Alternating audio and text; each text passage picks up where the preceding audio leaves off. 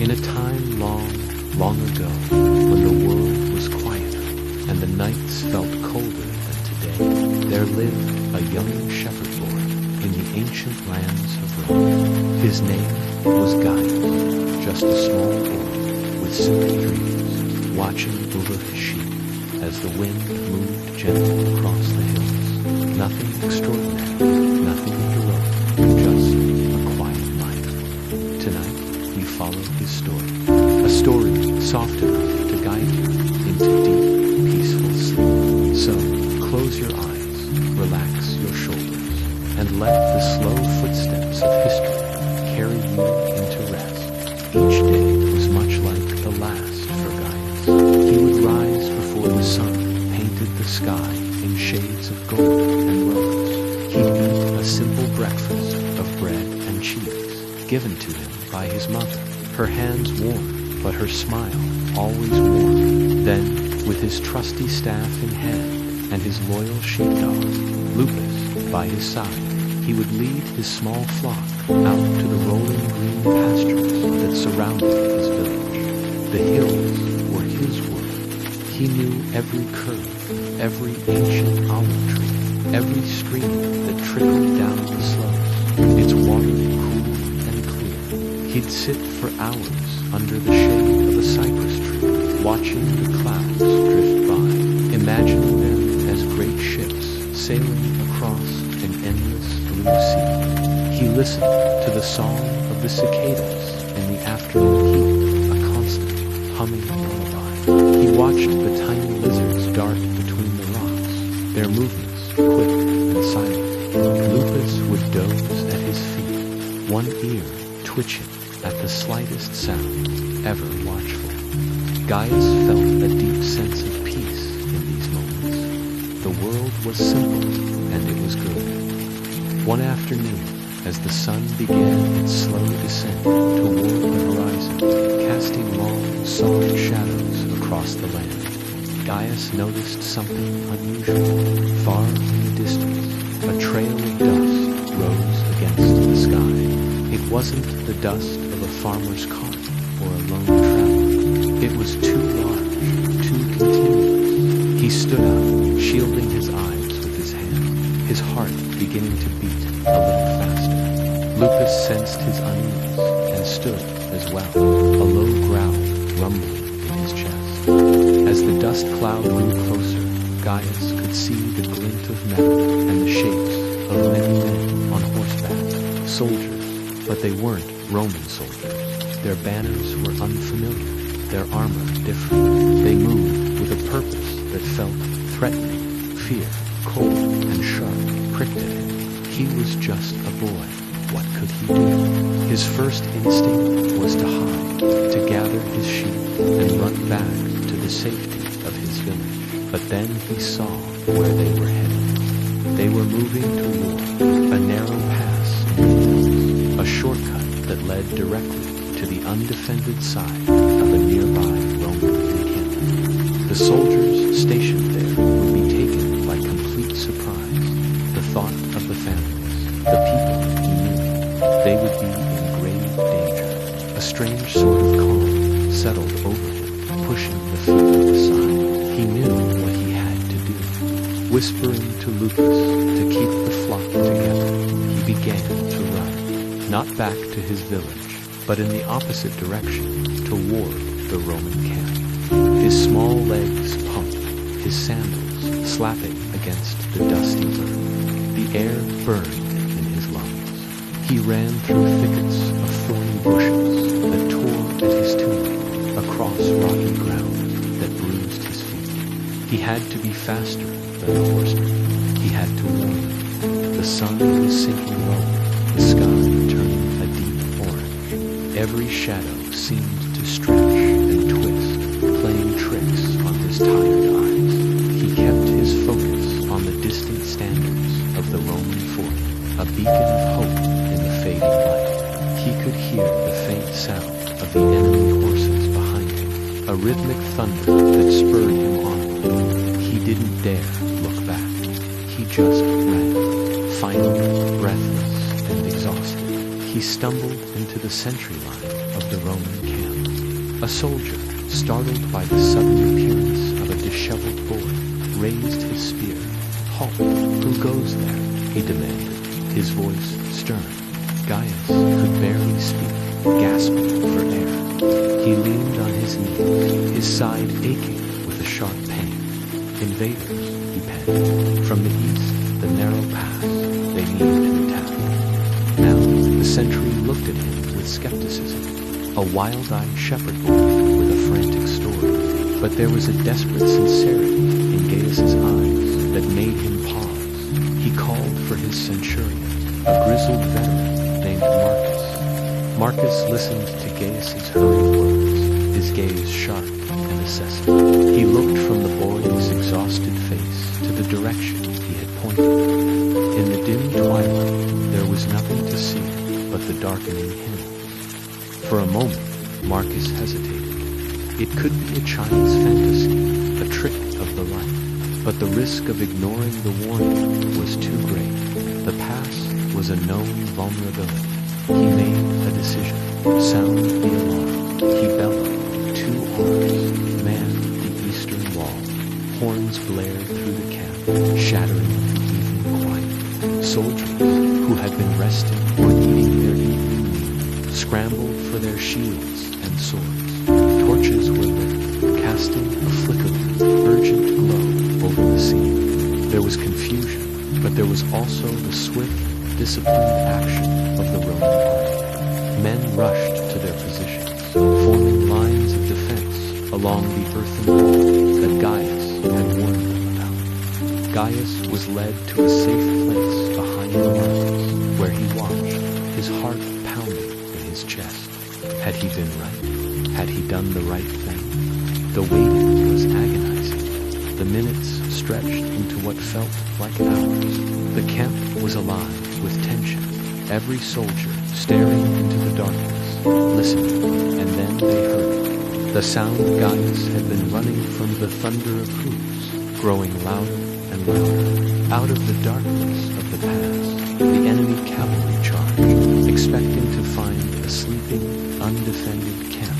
Instead, they were met with a wall of shields and a volley of heavy spears. Cries of surprise and pain filled the night air as the charge faltered, breaking against the prepared Roman line. The battle was fierce, but short. The element of surprise, their greatest weapon, had been taken from them. Caught off guard and facing a ready defense, the invaders were quickly repelled, retreating back into the hills from whence they came, as silence once again fell over the valley, broken only by the groans of the wounded. The centurion Marcus came to find Gaius. He placed a heavy hand on the boy's small shoulder.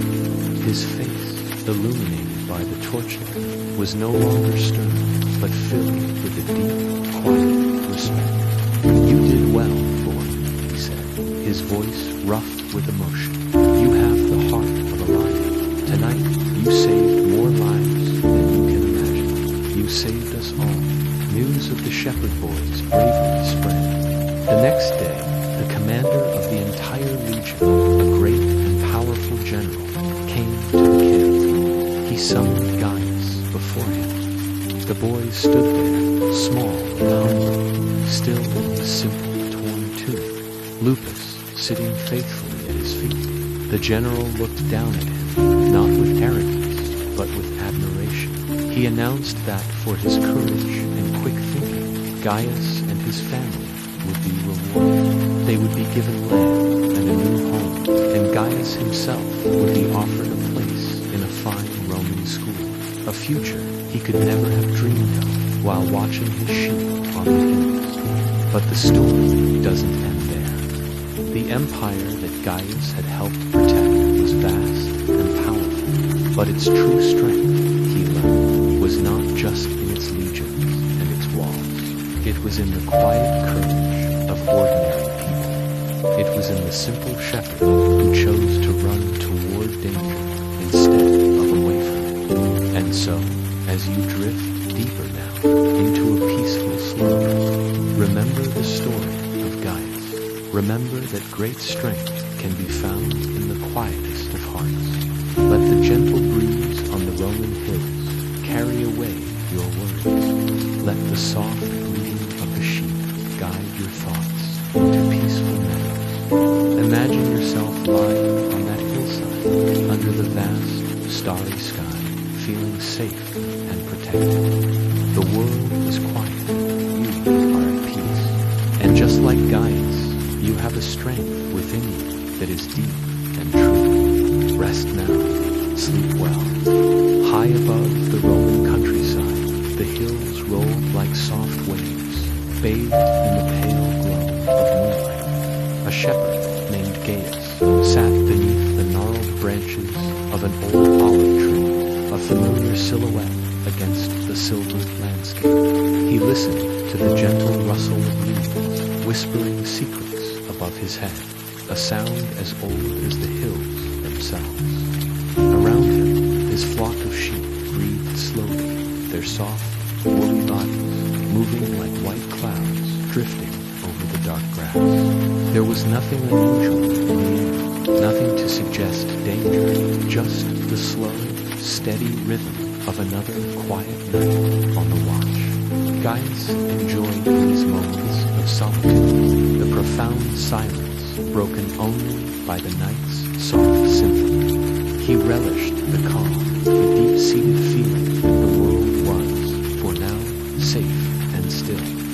He watched fireflies begin to emerge, drifting one by one through the tall grasses, their tiny lights blinking like lanterns lost in the vast velvet dark. Each flicker was a small star come down to earth, a fleeting moment of magic in the quiet expanse. But tonight, the familiar tranquility felt different, thinner somehow. Gaius couldn't quite place the feeling. It was a subtle shift in the atmosphere, a change in the texture of the silence. He scanned the horizon, his eyes tracing the familiar lines of the hills that separated his pasture from the wilder, untamed lands beyond.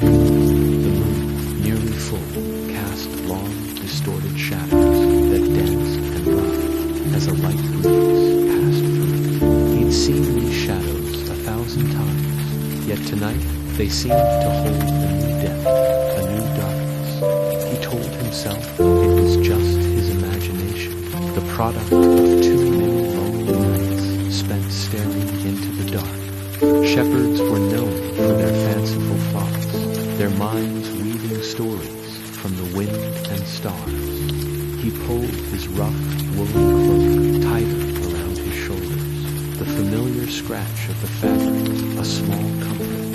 He tried to focus on the sheep, on their placid, untroubled existence. Their contentment was usually contagious, a balm for any creeping unease. But the feeling lingered, a cold spot in the warm summer air. Suddenly, a sound cut through the night, sharp and unnatural. It wasn't the call of a night bird or the distant howl of a wolf, sounds he knew as well as his own name. This was a metallic clatter, a harsh scraping of stone against stone from somewhere down the valley. Gaius froze, every muscle tensed.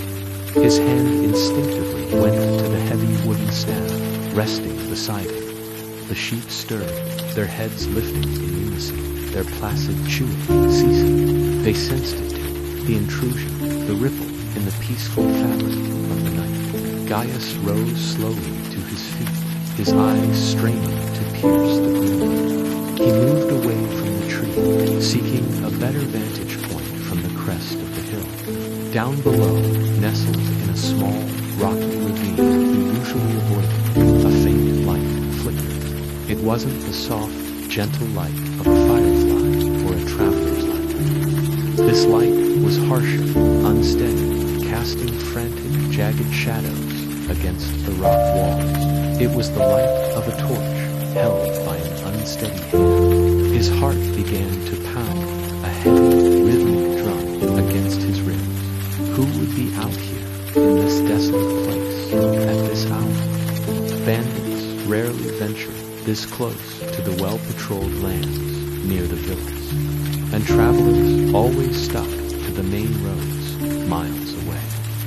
Curiosity war with a primal instinct for self-preservation. A shepherd's first duty was to his flock, to lead them away from danger, not toward it. But the shepherd was also the guardian of these hills, the keeper of their secrets. He decided to move closer, using the terrain for cover. He left the flock huddled together, their collective fear a palpable presence in the air, and began his descent. He moved with a practiced silence, his leather-wrapped feet making no sound on the soft earth and loose stones.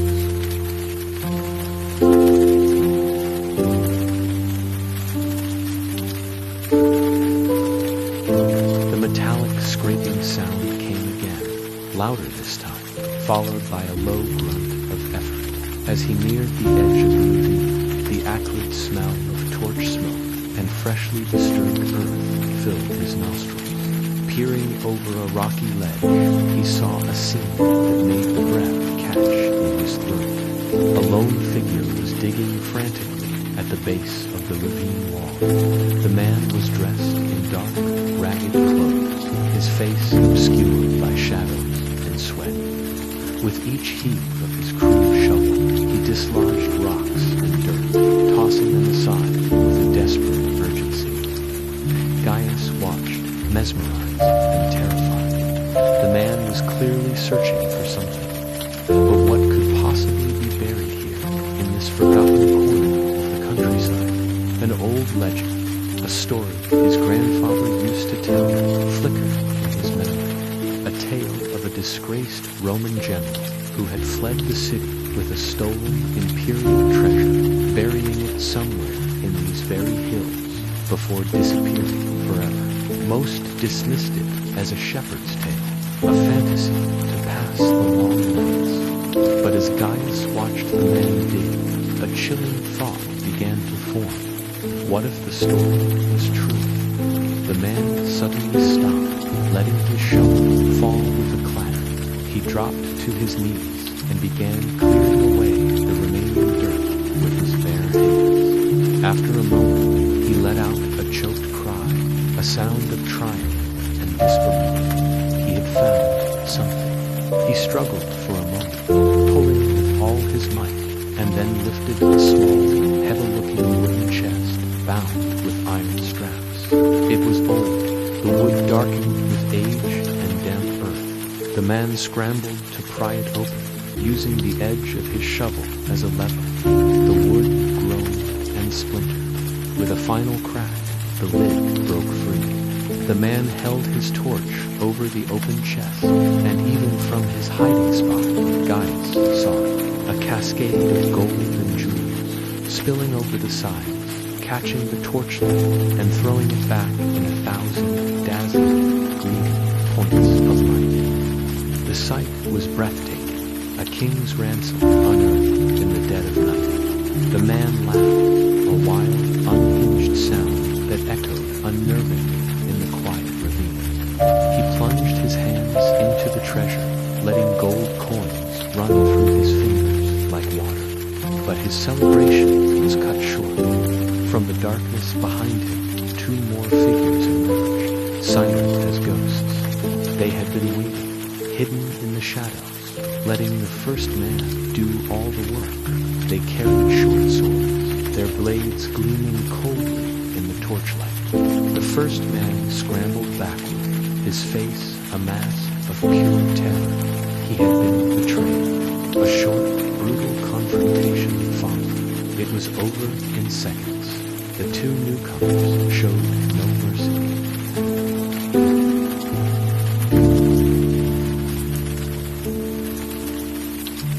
They spoke in hushed, guttural tones, their greed palpable even from a distance. Gaius felt a cold dread wash over him. He had seen too much. He was a witness to a theft and a murder. If they found him, his fate would be the same. He began to back away, slowly, carefully, not daring to make a sound. But a loose pebble shifted under his foot, skittering down the rock face. It was a tiny sound, but in the charged silence of the ravine, it was as loud as a thunderclap. The two men below froze, their heads snapping up in his direction. "Who's there?" One of them hissed, his voice like stones grinding together. They grabbed the torch and started towards the slope where Gaius was hidden. Panic seized him. He turned and ran. He scrambled up the rocky incline, his lungs burning, branches and thorns tearing at his clothes and skin. He didn't dare look back. He could hear them behind him, cursing as they struggled to climb in the dark. He reached the crest of the hill and didn't slow down. He ran through his terrifying, scattering flock, his staff now a forgotten memory by the old olive tree. He just ran, fueled by pure adrenaline, his mind a whirlwind of terror. He had to get away, to warn someone, to reach the safety of the nearest building. The silent, peaceful night had been torn apart, revealing the darkness that always lurked just beneath the surface. The rolling hills, once a symbol of peace and tranquility, now felt like a labyrinth of danger. As Gaius fled into the night, the image of the gleaming, blood-soaked treasure was burned into his mind. He was no longer just a simple shepherd watching his flock. He was a man running for his life, carrying a secret that was as dazzling as it was deadly. And he knew, with a certainty that chilled him to the bone, that the silence of the hills would never feel the same again. But then the wind stopped, the insects stopped, the usual sounds of the night faded into a heavy stillness, too quiet, too subtle. Gaius sat up slowly, looking around the hills. He didn't see anything, but he felt something, a presence, a shift in the air, like shadows, moving where shadows shouldn't move. His heart beat softly, but steadily. He wasn't frightened, just curious, the way children often are when the world behaves strangely. It started with a whisper, not a sound, but a feeling, a cold spot in the warm night air, passing over his skin like an icy finger. He shivered, pulling the rough-spun blanket tighter around his shoulders. The fire crackled, its light pushing back against the encroaching darkness, but the shadows it cast seemed longer, deeper than before. They writhed and twisted at the edges of his vision, no longer just formless shapes, but something purposeful. Gaius scanned the horizon. The moon, a brilliant silver coin, hung high in the sky, bathing the rolling hills in a pale, ethereal light. Everything was visible, yet nothing was clear. The familiar shapes of rocks and trees seemed distorted, as if seen through rippling water. He narrowed his eyes, trying to pierce the gloom. Was that a figure standing by the old standing stone on the ridge? No, just a trick of the light. But the feeling persisted, a low hum of energy beneath the silence, a pressure building in his ears. He stood up, his small bare feet sinking slightly into the cool earth. The air was thick, heavy, making each breath feel like a conscious effort. He took a tentative step away from the fire, his senses on high alert. The silence wasn't empty, it was full of anticipation, full of something waiting. His gaze swept across the valley, a vast, dark canvas, dotted with the silver gray of moonlit stones. Then he saw it, far below, near the stream that snaked through the valley floor. A light flickered. It wasn't the warm, orange glow of a torch or a campfire. It was a cold, blue-white light, pulsing with a slow, steady rhythm like a distant, sleeping heart. It was a light he had never seen before, a light that didn't belong in his world. The curiosity that had first stirred in him now blossomed into a powerful pull. It was a magnet drawing him forward. He knew he should be afraid. He knew he should run back to the safety of his village, wake his father, and sound the alarm. Every instinct for survival screamed at him to turn back. But another, stronger voice, a whisper from the deepest part of his soul, urged him on. It was the voice of wonder, the call of the unknown. He started walking, his steps careful at first, then more confident. He moved down the gentle slope of the hill, his eyes fixed on the pulsing light. The world around him seemed to fade into a blur of gray and black. The only thing that mattered was the light. With each step, the pressure in the air intensified. The silence deepened until it was absolute, a void that swallowed all sound.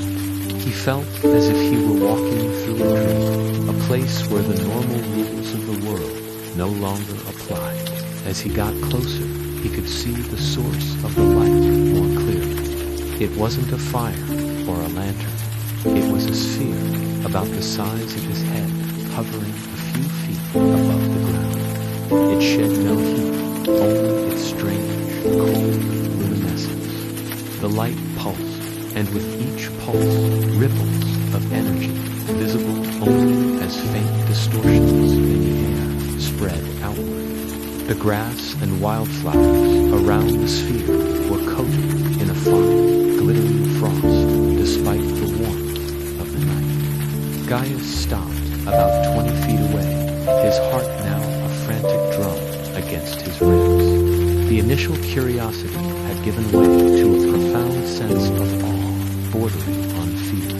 This was magic, old magic, the kind his grandmother used to tell stories about, tales of the Fae and the ancient ones who walked the land before humans. He had always thought they were just stories, meant to scare children into behavior. But this was real. He took another step, then another. He had to know.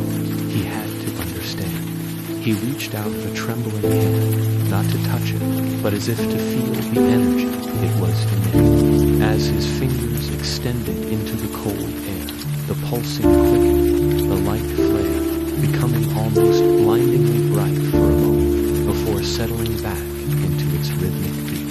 And then he heard a voice, not through his ears, but inside his head. It wasn't made of words, but of images, feelings, and pure concepts. It spoke of stars and voids, of journeys that spanned millennia, of knowledge beyond human comprehension. It showed him galaxies swirling in cosmic dust, suns being born and dying, and worlds teeming with life forms he couldn't have imagined. He saw his own world from above, a beautiful blue and green marble spinning in the vast emptiness. He felt the loneliness of the traveler who had sent this probe, this messenger of light, a being of immense power and age, searching for connection, for another mind in the silent universe. Gaius stumbled back, dropping to his knees, overwhelmed by the flood of information. It was too much, a tidal wave of thoughts and emotions that threatened to drown his own small consciousness. He squeezed his eyes shut, trying to block it out, but the images were already burned into his mind. The voice softened, retreating. It showed him one last thing. It showed him himself, not as a small boy on a hill, but as a man who held the spark of that same cosmic light within him. It showed him a future, a path laid out for him, a destiny intertwined with the stars. It was a choice, a gift, a burden. Slowly, the light from the sphere began to dim. The pulsing slope became weaker. The frost on the grass around it melted, turning to dew that sparkled in the fading glow. The heavy silence began to lift, replaced by the faint, familiar chirping of a lone cricket. The wind stirred again, rustling the leaves of the nearby trees. Gaius opened his eyes. The sphere was gone. The only evidence it had ever been there was the damp patch of grass and the incredible, impossible knowledge now locked away in his mind. He looked up at the moon, at the stars scattered across the sky like spilled diamonds. They no longer looked like distant points of light. They looked like destinations. He stood up, his legs shaking. The world was the same, yet entirely different. He was the same, yet he was irrevocably changed. The night was no longer just a time for sleep. It was a canvas of infinite possibility. He turned and began the long walk back to his sleeping camp, his shadow stretching long behind him in the moonlight. He was no longer just Gaius, the shepherd boy. He was Gaius, the boy who had spoken with a star. And he knew, with a certainty that settled deep in his bones, that his life would never, ever be simple again. The quiet curiosity had been answered with a universe of questions, and the adventure had only just begun. Then he saw them, far, far away, dark figures gliding across the ridge, not animals, not travelers, silent, careful, an army moving like ghosts. They were the Gauls, enemies of Rome. Their blades caught the moonlight for only a second, just enough for Gaius to understand. They were preparing a silent attack on the sleeping city. No guards saw them, no alarms were raised. Only a young shepherd boy watching from the quiet hills. Gaius inhaled slowly. The world around him felt frozen in place. And then, without thinking, without fear, he stood up. He stood up, a lone silhouette against the vast, star-dusted canvas of the night sky.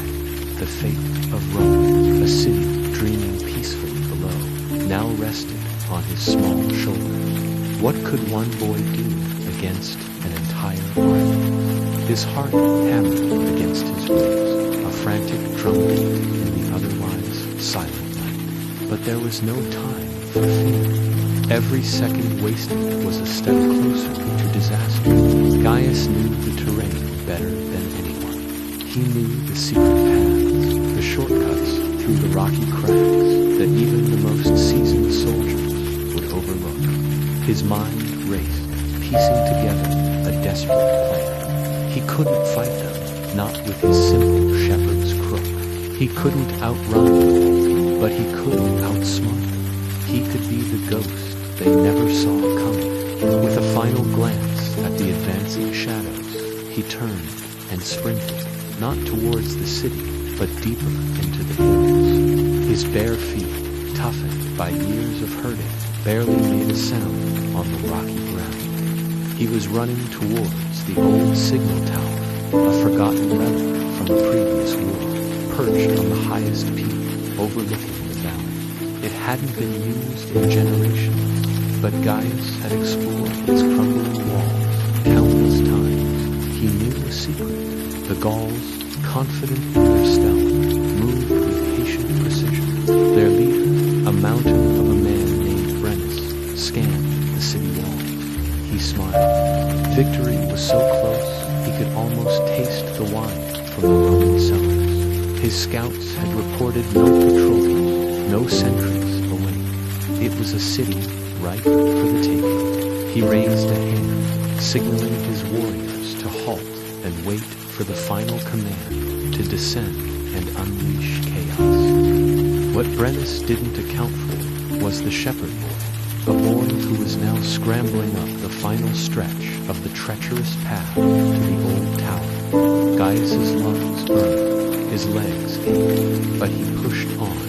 He reached the base of the tower, its stone cold and damp beneath his hands. He began to climb, finding handholds and footholds in the crumbling mortar. The wind whipped around him, colder now, at this altitude, trying to pry his fingers from their grip. He didn't look down, he only looked up towards the top, where a pile of dry wood and kindling lay, a remnant of his childhood games of being a Roman legionary. It was a game that was about to become terrifyingly real. He hauled himself over the top ledge, gasping for air. The entire valley was laid out before him, a map of silver and shadow.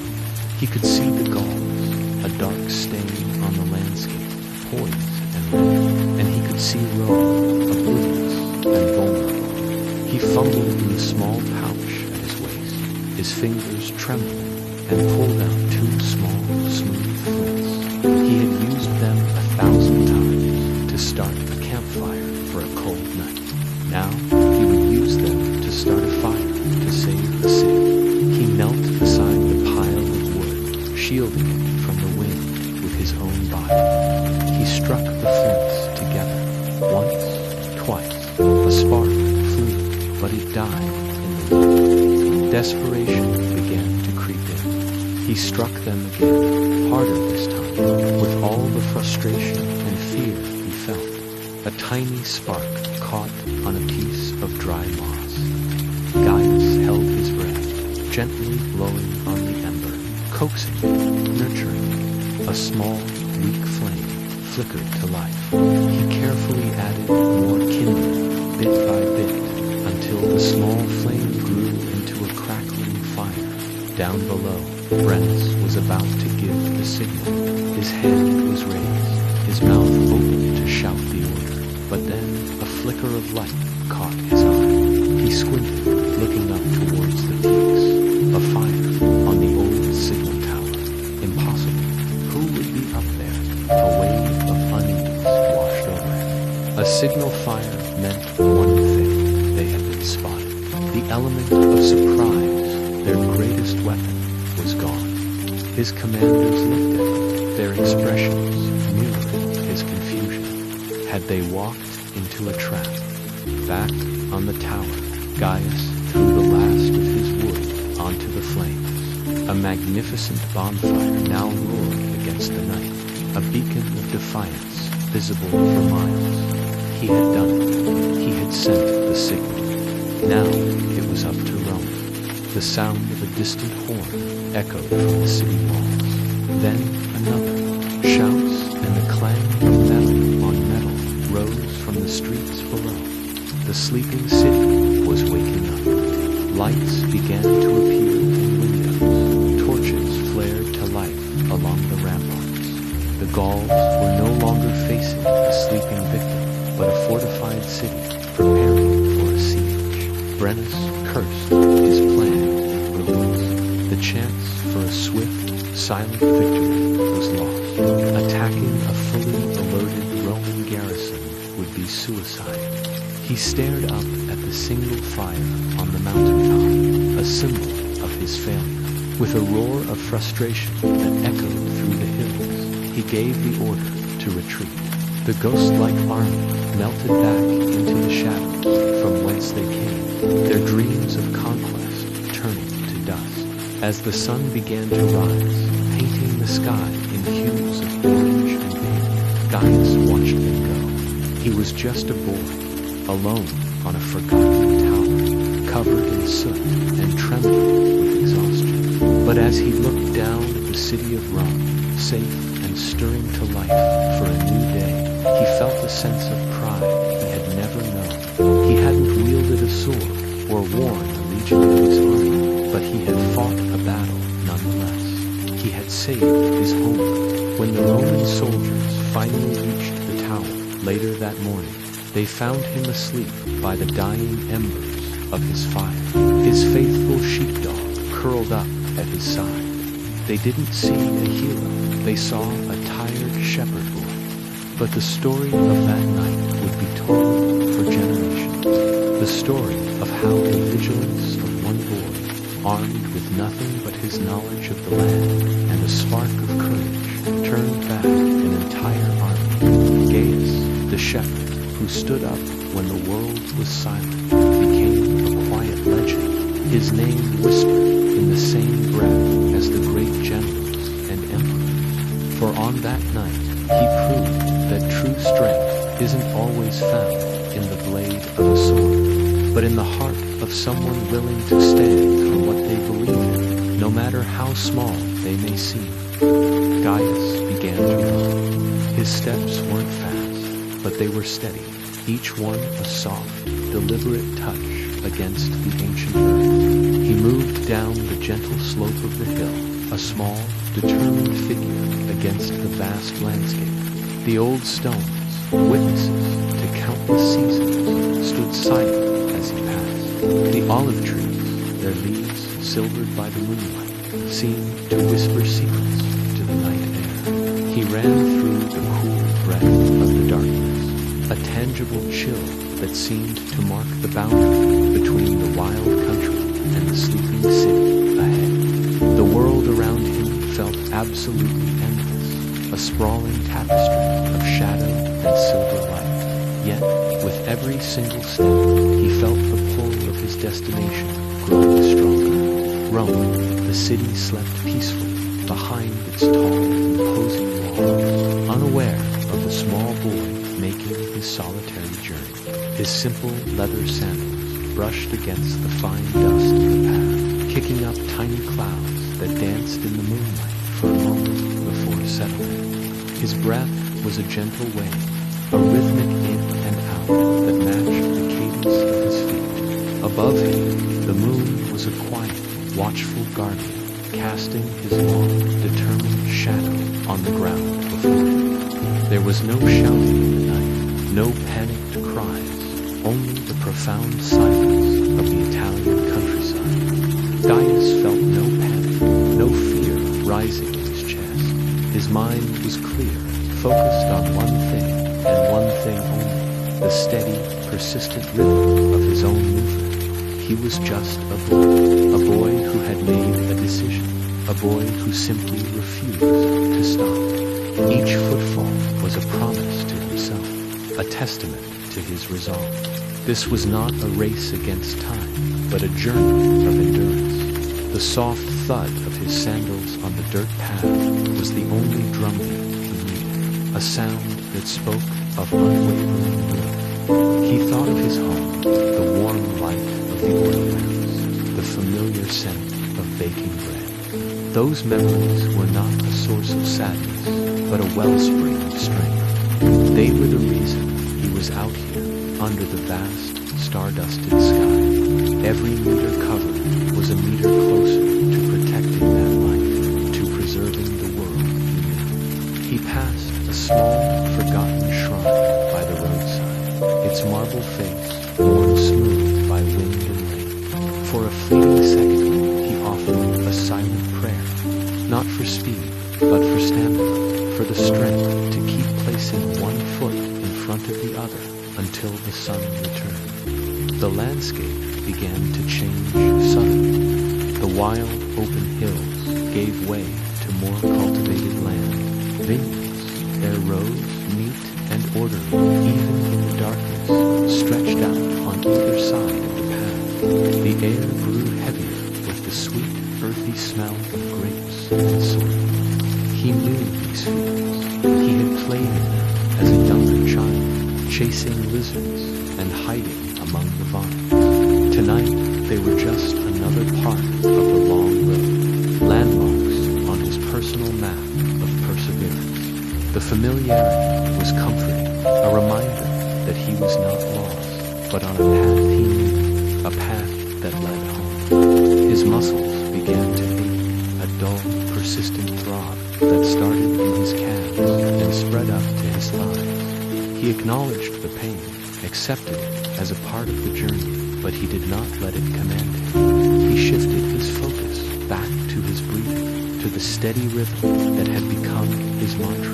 Inhale, exhale, left foot, right foot. The world narrowed to these simple, repeatable actions. The moon, the trees, the distant silhouette of the city. They were all just a backdrop to the internal battle he was winning with every single stride. He saw the first real sign of the city's proximity, the great aqueduct, a colossal stone skeleton marching across the plains. It was a symbol of Rome's power, its unyielding presence.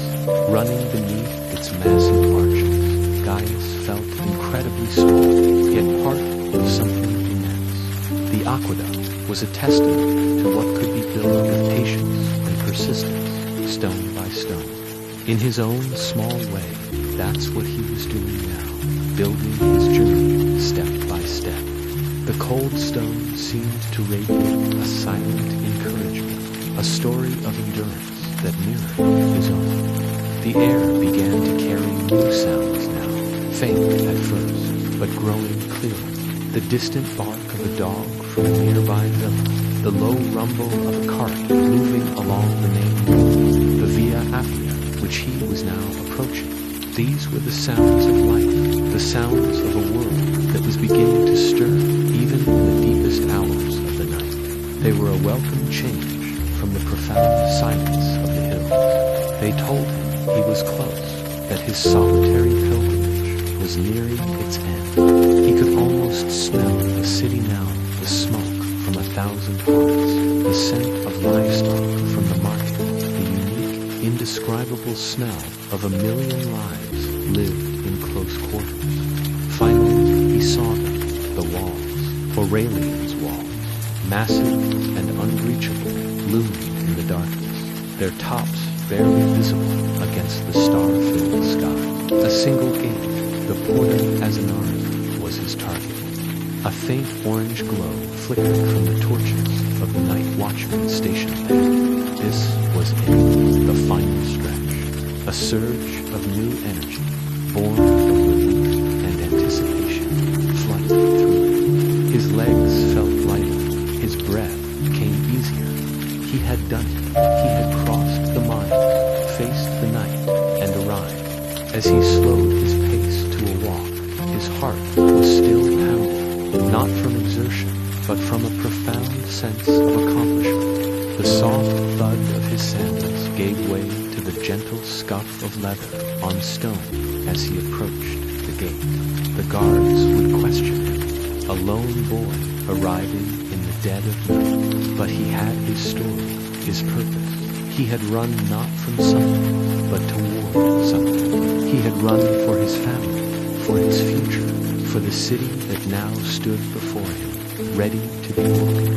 His long run was over, but his real journey was just beginning. As dawn's first light painted the Roman sky in hues of rose and gold, the city still slumbered, a gentle giant, lost in dreams of empire and glory. But on the Palatine Hill, a small figure was already stirring. This was Gaius, a boy whose world was the cobbled streets and grand forms of Rome. He wasn't a senator's son, nor a famed legionary. He was just Gaius, an apprentice to a baker, his days marked by the scent of warm bread and the heat of the ovens. But that morning, something else was in the air, a tension, a whisper of unease that clung to the morning mist like a shroud.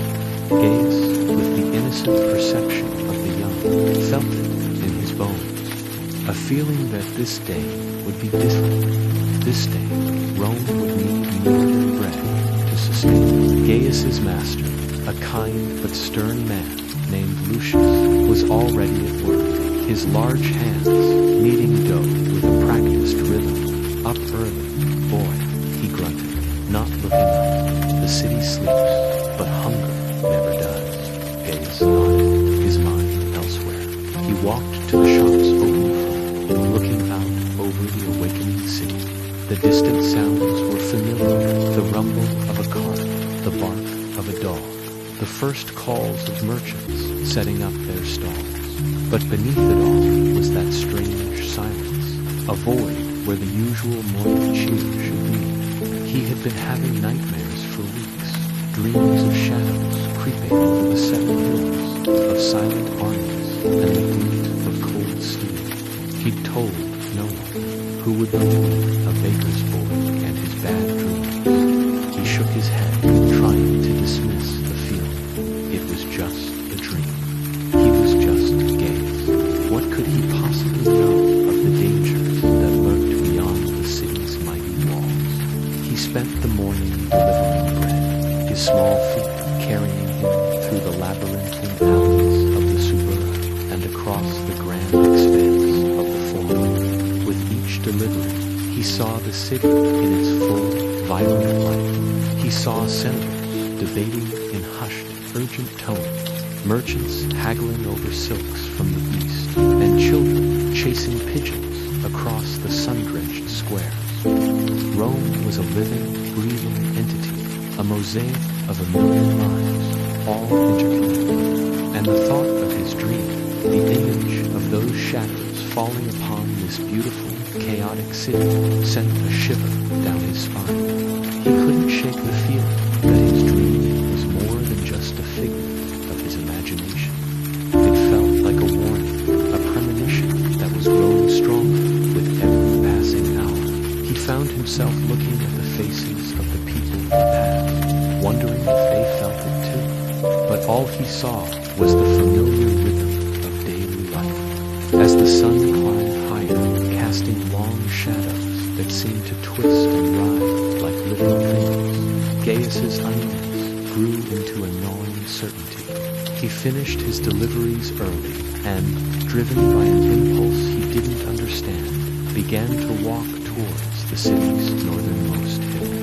He left the familiar clamor of the markets behind, the sounds of the city fading into a dull hum. The path grew steeper, wilder. This was not the manicured Rome of the forums and villas. This was the city's edge, where nature still held its ground. The air grew cooler, the silence more profound. He felt like an intruder here. His heart pounded in his chest, a frantic drum against his ribs. Every rustle of leaves, every snap of a twig, sounded like a footstep behind him. He was just a boy, small and alone.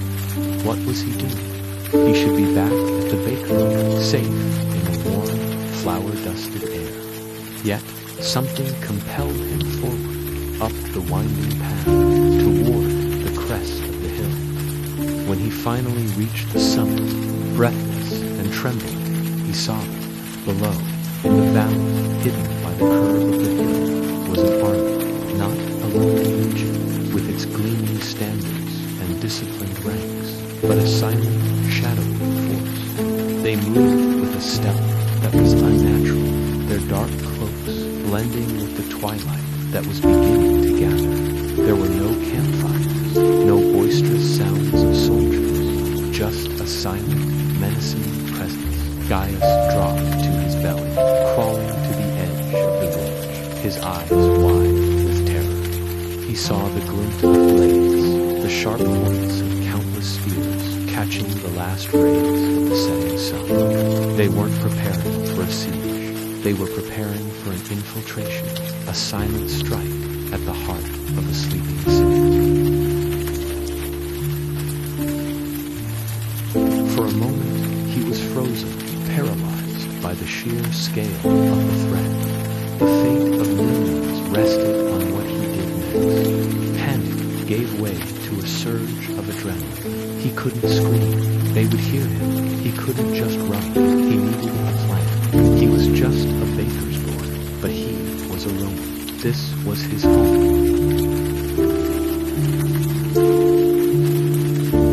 The city gates. He had to reach the city gates and warn the guards. He began to run, not the aimless run of a frightened child, but the purposeful sprint of a messenger. He flew down the hillside, stumbling on roots and stones, his lungs burning, his legs aching. He ignored the pain, focusing only on the image of the sleeping city, so lonely, so unaware.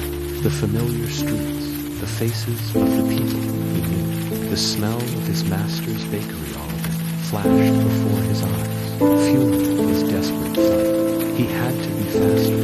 He had to be smarter. He was the city's only hope, a small boy running against the encroaching darkness. When Gaius reached the gates of Rome, he was gasping for air, his side stitched with pain. The guards at the gate were half asleep, leaning lazily against their shields, their torches flickering like tired stars. They were veterans, men who had seen their share of battles, but tonight peace had made them complacent. Gaius approached them softly, but with purpose. He didn't shout or cry. He spoke calmly, his voice low but clear, cutting through the quiet night. He told them what he had seen. He spoke of the shadows on the hill, the silent footsteps, the glimmer of blades under the moonlight. He described the chilling efficiency of the hidden army, the way they moved like ghosts. The guards exchanged slow glances, the kind men give when they sense something true, something important, even if it's spoken by a simple child. There was no panic in his voice, only a chilling certainty that made them listen. Doubt wore with instinct on the guards' weathered faces, a boy's wild tale, or a genuine threat. One of them, an older man with a scar across his cheek, looked deep into Gaius's eyes. He saw no mischief, only the stark terror of truth. He made a decision. He nodded to the other guard, and then, without a word, he turned and struck the large bronze gong that hung by the gatehouse. The sound wasn't the frantic, chaotic clang of a surprise attack. It was a deep, resonant boom that rolled through the nearby streets, signal of alert, not alarm. It was a call to readiness. Lights began to flicker on in the barracks. The quiet clatter of armor being donned replaced the snores of sleeping soldiers. The city's defenses began to stir, not with chaos, but with the quiet, deadly readiness of a roused mind. Rome was waking up just enough to meet the danger that crept towards its gates. The silent army, expecting to slip through undefended gates into a sleeping city, found something else entirely. As they advanced, they were met not with slumber, but with the disciplined ranks of Roman legionaries, shields locked, spears leveled. The battle that followed was fierce and bloody, fought in the narrow streets and gateways under the pale light of the moon. The attackers, their advantage of surprise, lost, fought with desperate ferocity, but they were no match for the prepared might of Rome. Gaius, hidden away in the gatehouse, heard the clash of steel, the shouts of men, and the terrible sounds of combat. He huddled in the corner, praying to the gods he barely knew, his body trembling. He had done his part. He had sounded the warning. Now, the fate of his city was in the hands of its warriors. He had delivered his message, just as he delivered bread each morning. But this delivery had saved Rome. As the first light of dawn broke over the city, once more, it revealed a scene of victory. The threat had been repelled. The shadowy army was broken, scattered, its leaders captured. The city was safe. News of the baker's boy who had saved Rome spread like wildfire. Gaius was no longer just Gaius. He was a hero. He was brought before the Senate, a small, flower-dusted figure standing before the most powerful men in the world. They showered him with praise and offered him riches, land, a place in a prestigious military academy. Gaius, overwhelmed, politely refused. He didn't want to be a soldier or a senator. He was a baker's apprentice. He asked for only one thing, a new, larger oven for his master, Lucius, so they could bake more bread for the city he loved. The senators, moved by his humility, granted his wish and more. From that day on, Gaius was a legend, a reminder that courage can be found in the most unexpected of places, and that even the smallest hands can change the course of history.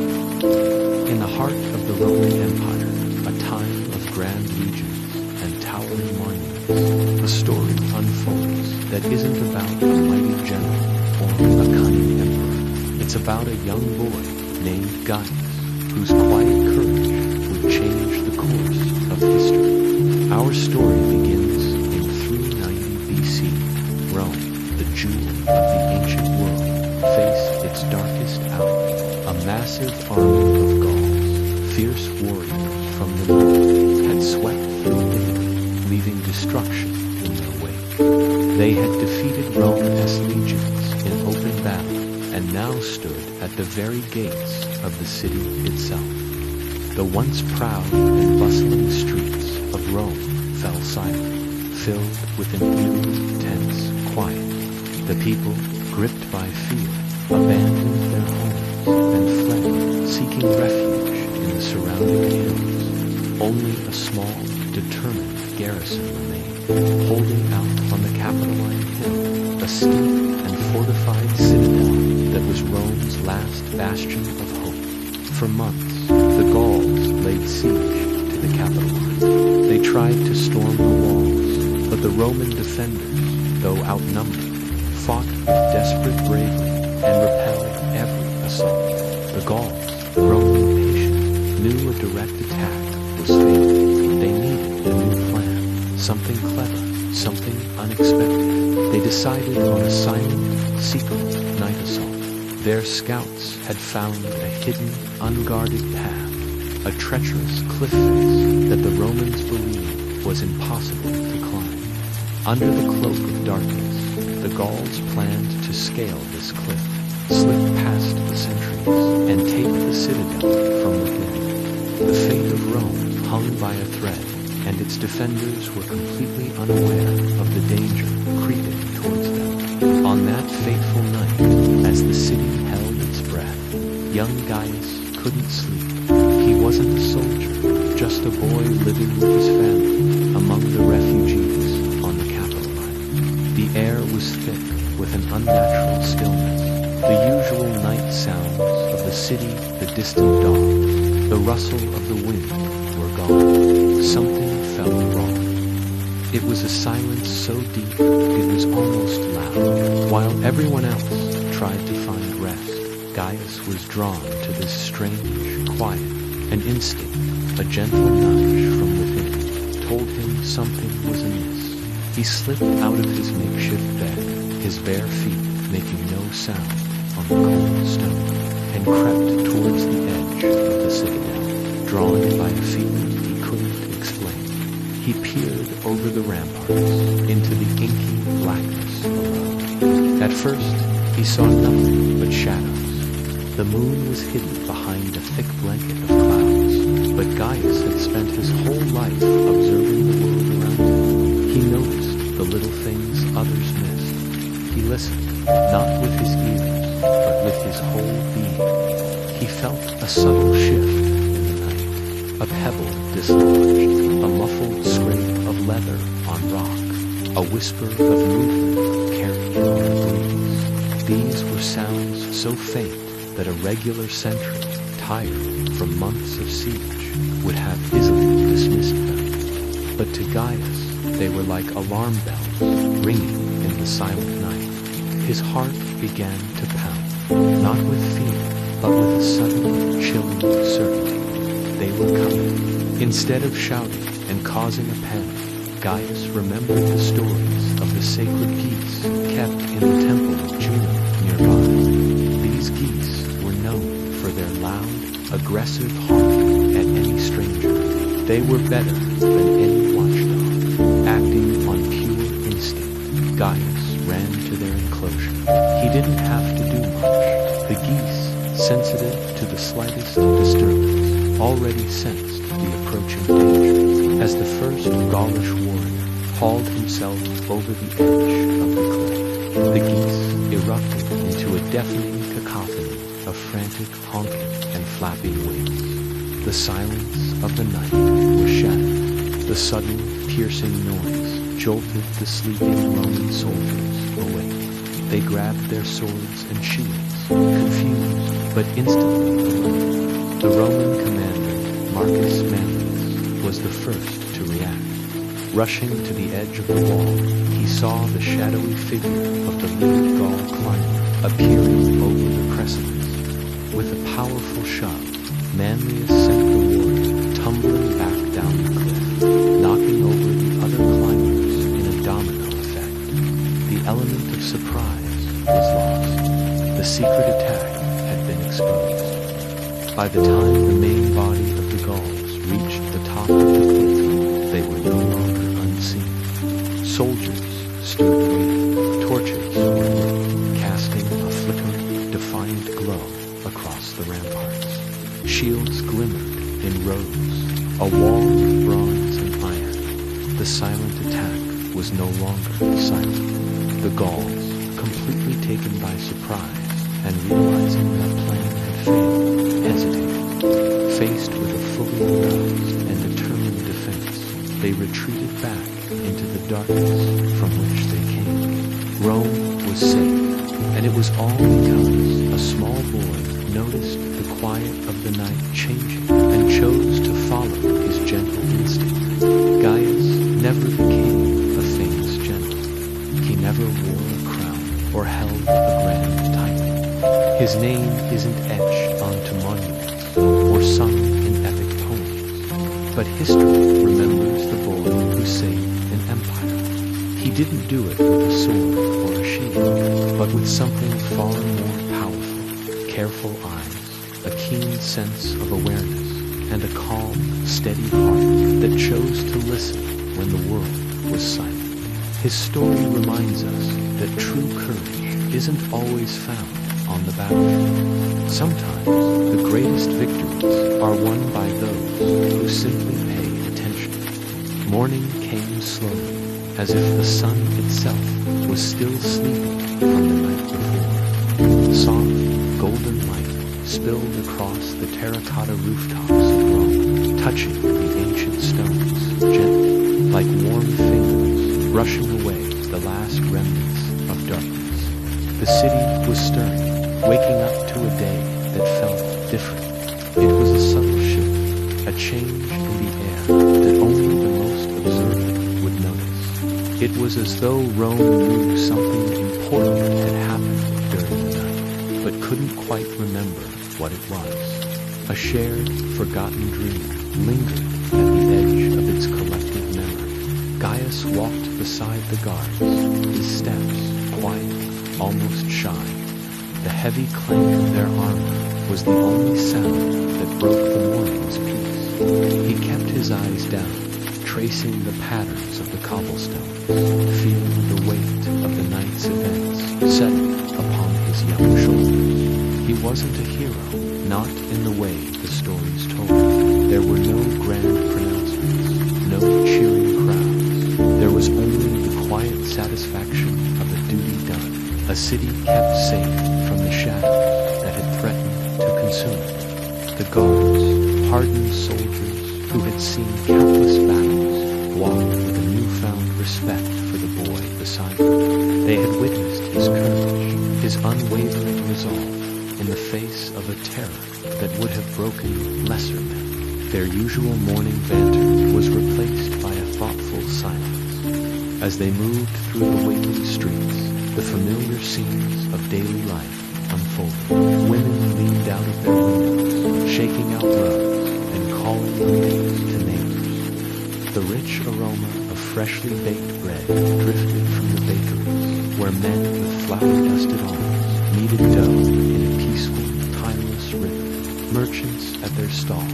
stretched their arms, yawning as they arranged their wares gleaming pottery, colorful fabrics, and baskets of fresh figs and olives. Children chased stray dogs down the narrow alleyways, their laughter echoing off the stone walls. No one shouted, no one panicked. There were no frantic whispers of the danger that had passed. Life continued, flowing on just as calmly and predictably as the day before and the day before that. The great, sprawling heart of Rome beat on, oblivious. The city was a massive, living thing, and the terrors of one night were but a fleeting nightmare, already fading with the morning light. Only a handful of people, a small circle of guardians, knew the truth. They knew that a quiet boy who now walked humbly through the morning market, had been the city's unlikely guide. He had walked into the shadows so that everyone else could wake up to the sun. He had faced the darkness so that their lives could remain untouched by it. Gaius looked up, seeing the face of a fruit vendor, a woman he'd known his whole life. She smiled at him, a simple, kind smile, and offered him a ripe peach. "You're up early, Gaius," she said, her voice warm and familiar. He took the fruit, its fuzzy skin soft against his palm, and nodded. There was much to do, he replied, his voice barely a whisper. She just chuckled, thinking he meant chores, and turned to her next customer. For a moment, Gaius felt a pang of loneliness. The burden of his secret was a heavy cloak, but then, as he bit into the sweet, juicy flesh of the peach, he looked around at the bustling, peaceful scene. He saw the ordinary, beautiful tapestry of life weaving itself together all around him, and he knew with a certainty that settled deep in his bones that it was worth it. His quiet victory was in every laugh, every greeting, every mundane and precious moment of this peaceful Roman morning, and that was a reward greater than any song or story. The captain of the guard, a towering figure clad in silver armor that shimmered like a sunlit river, strode towards Gaius. Each step was deliberate, firm yet unhurried, echoing a quiet confidence on the stone courtyard. He stopped before the boy, his shadow falling over him. His voice, when he spoke, was a deep and gentle rumble, like distant thunder on a calm lake. Boy, he said, his eyes holding a profound respect that few ever received. You saw what grown men missed. In the deep quiet of the night, your eyes caught the truth that eluded us all. Gaius was at a loss for words. He could only look down, his worn sandals shuffling softly against the ground, the sound barely audible. He hadn't done it for praise or for a reward, and certainly not for glory. The thought had never even crossed his mind. He had simply acted on an instinct, a feeling deep in his gut that told him what was right. He had followed that feeling, and that was all. He hadn't expected this attention, this grand acknowledgement from a man so important. He was just a boy, after all, a boy who tended geese. A slow smile spread across the captain's face. It wasn't a smile of amusement, but one of genuine recognition, the kind that only appears when a person sees courage in its purest, most unassuming form. It was a smile that reached his eyes, crinkling the corners and softening his stern features. He reached out and placed a heavy, reassuring hand on Gaius's small shoulder. The weight was comforting, a silent testament to the gravity of the moment. He leaned in, his voice dropping to a near whisper, a secret shared between two heroes, one in shining armor and the other in humble cloth. You saved Rome, he murmured, the words carrying the weight of the entire city without ever raising a sword. And in that moment, Gaius understood. True strength wasn't always found on the battlefield, in the clash of steel or the roar of a crowd. Sometimes it was found in the quiet moments, in the courage to listen to one's heart, and the bravery to act on what you know is right, even when no one is watching. The captain's hand remained on his shoulder for a moment longer, a silent bond forged between the seasoned warrior and the young boy who had proven that the keenest eyes and the bravest heart could belong to anyone, no matter how small. As the captain finally straightened up and turned to leave, Gaius watched him go, a newfound understanding dawning within him. He hadn't just saved the city. He had discovered a part of himself he never knew existed. As the sun climbed higher, casting its golden light over the world, Gaius knew it was time. He decided to return to the quiet hills, to the place that felt like home. The guards, ever dutiful, offered to walk with him, a protective presence by his side, but he politely refused. He craved the silence, the solitude. He yearned for the soft whisper of the wind through the tall grass and the gentle, familiar rhythm of his own small world. He wanted to be alone with his thoughts, with the land itself. As he began the slow climb up path, the one that led back toward the tree he loved so dearly. The hills seemed to greet him like old friends. There was a comforting familiarity in the air, a sense of belonging that settled deeper within his soul. He looked around, and a wave of relief washed over him. Nothing had changed, not really. The sheep grazed peacefully, their soft bleating a gentle song on the breeze. The long blades of grass swayed softly, dancing in the morning light. And there it was, his tree, standing tall and proud, its familiar, welcoming shade stretching out to greet him. It was as if the chaos of the previous night, the fear and the uncertainty, were nothing more than a distant, half-forgotten dream. Gaius reached the tree and sank down at its base, leaning his back against the sturdy, rough bark. He closed his eyes, letting the cool breeze brush against his cheeks, a soft caress that seemed to wipe away the last traces of weariness. He sat there for a long time, simply being. He began to listen, truly listening to the symphony of the morning. He heard the tiny, bustling sounds of insects waking up, their clicks and buzzes a miniature orchestra in the grass. He could just make out the far-off, gentle hum of the city's stirring, its people returning to the routines of their day. And beneath it all, if he concentrated, he could feel the gentle, steady heartbeat of the land itself, the deep and resonant pulse that flowed through the roots of the tree and into his very being. Everything was calm. Everything was right. In that quiet moment, Gaius understood something profound. The world outside, the world of people and palaces, was full of noise and ambition. It was a place of constant change, of fleeting triumphs and sudden falls. But here, in the heart of the hills, there was a different kind of existence. It was a world governed by the seasons, by the rising and setting of the sun, by the slow, inexorable turning of the earth. The tree didn't strive for power. It simply grew toward the light. The sheep didn't worry about tomorrow.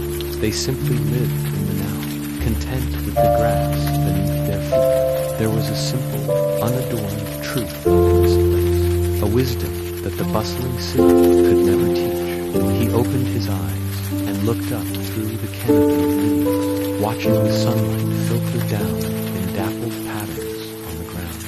He thought about the emperor, the guards, the grand halls of the palace. It all felt so far away now, like a story he had once been told.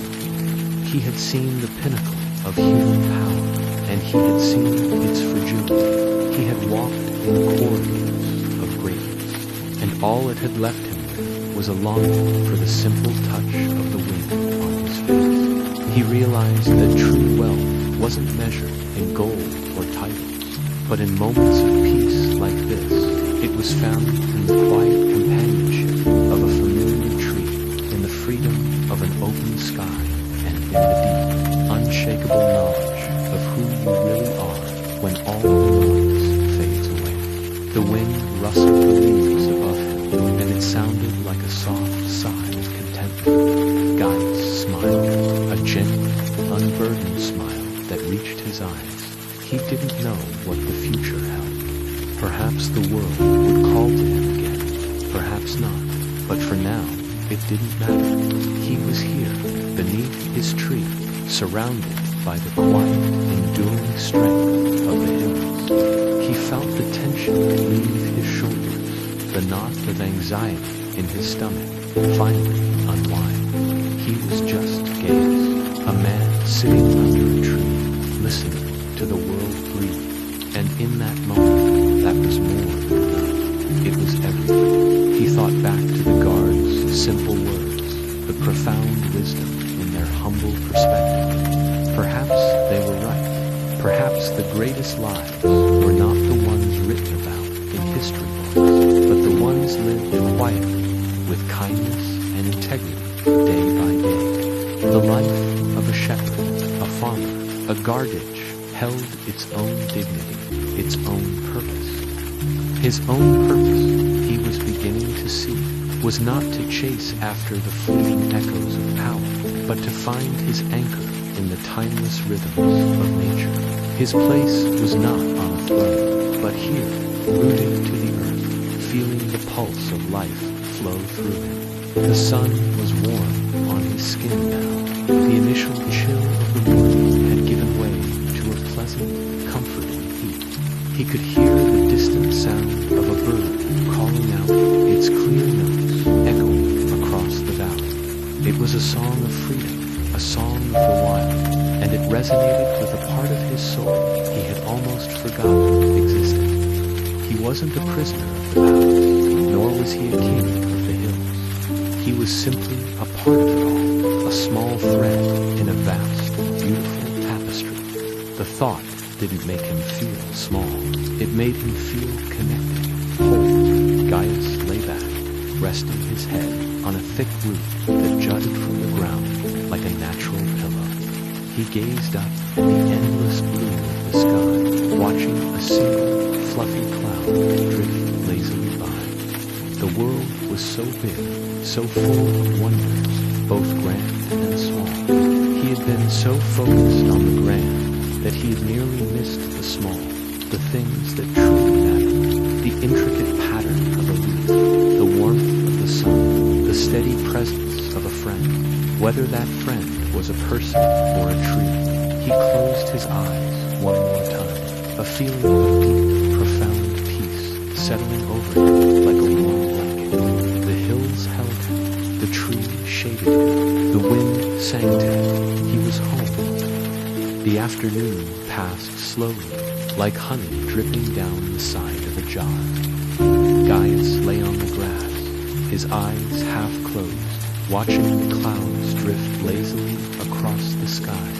Each cloud moved with such softness, such patience, that it felt like the world itself was in no rush to reach the next moment. He saw shapes in the drifting white line, a bird, a ship, and then nothing at all, just the quiet sky holding everything gently. A small beetle, its shell a polished emerald, crawled near his hand. He watched its determined journey over a blade of grass, a tiny mountaineer on a vast green peak. A butterfly, its wings painted with sunset hues, hovered near a patch of wildflowers, tasting the sweetness of each one before flitting to the next. Even the sheep, usually a chorus of soft bleats, barely made a sound. They grazed with a serene focus, their woolly bodies dotting the hillside like scattered puffs of cotton.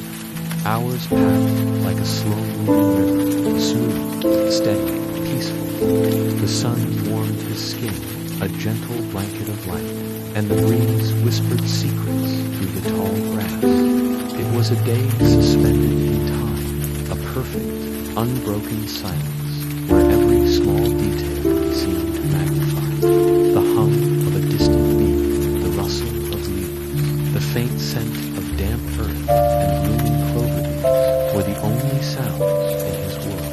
Gaius felt a profound sense of peace settle over him, a feeling of being completely and utterly present. The worries of the world, the clamor of the city, the weight of his own thoughts, they all dissolved into the vast blue canvas above. There was only the grass beneath him, the sky above him, and the gentle, rhythmic pulse of nature all around. He didn't need to be anywhere else or do anything else. This moment was enough. It was everything. As the sun began its slow descent, painting the sky in shades of orange and pink, Gaius finally stirred. He sat up, feeling a sense of renewal, as if he had just woken from the most restorative sleep. The world was still quiet, still peaceful, but now it held the promise of a cool evening and a star-filled night. He took one last look at the tranquil scene, imprinting it in his memory, a perfect, dreamlike afternoon to carry with him long after he left the quiet hillside. Hello everyone, and welcome back to our channel. Today, I want to take you on a journey, not to a distant land, but to a quiet moment, a space of profound stillness that we can all find. I want you to close your eyes, if you feel comfortable, and just listen. Imagine a warm, golden light filtering through the leaves of an ancient olive tree. The sun is beginning its slow descent, painting the sky in hues of orange and soft purple. You're sitting beneath this magnificent tree, its gnarled trunk a testament to centuries of existence. The air is calm. You can feel the rough bark against your back, solid and grounded. This isn't just any tree, it's a living monument, a silent observer of history.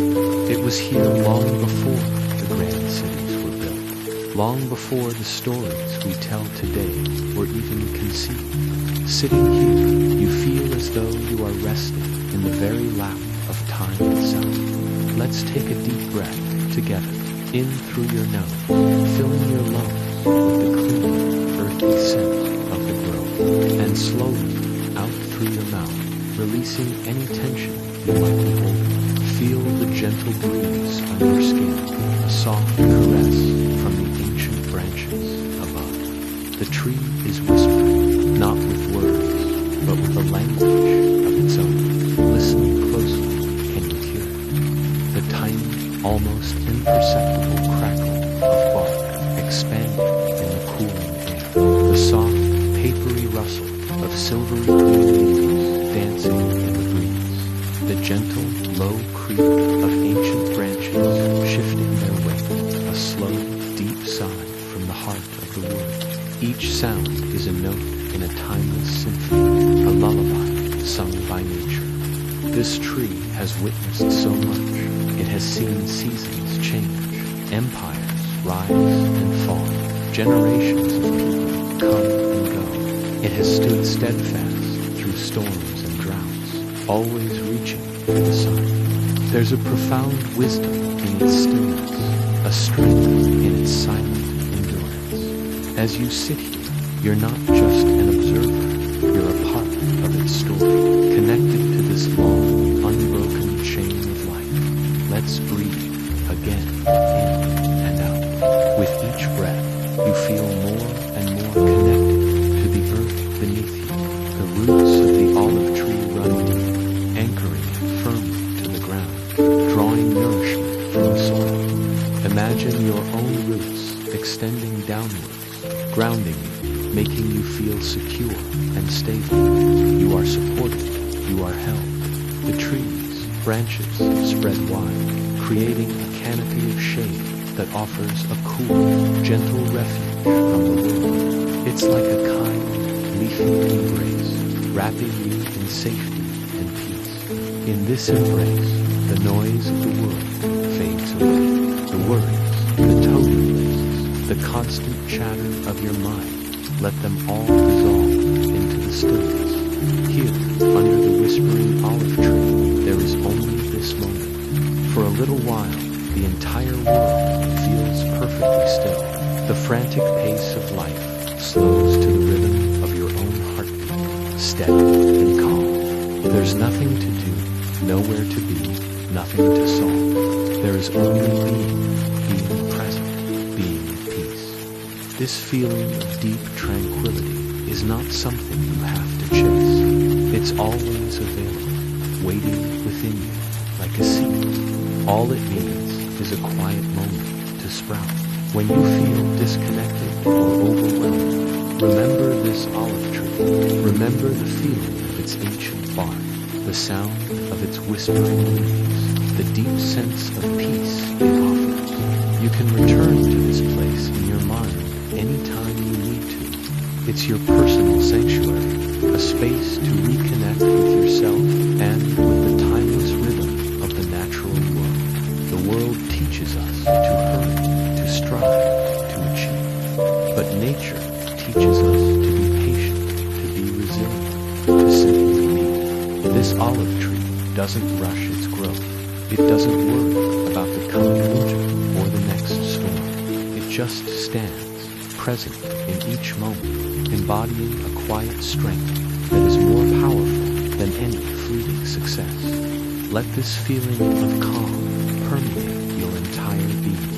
Feel it in your muscles as they relax, in your mind as it clears, in your spirit as it finds rest. This is the gift of nature, a simple, profound healing that costs nothing but a few moments of your attention. You don't need to be in a physical altar to access this. You can find it in a park, in your backyard, or even by simply looking at a plant on your windowsill. The magic is in the listening, in the paying attention.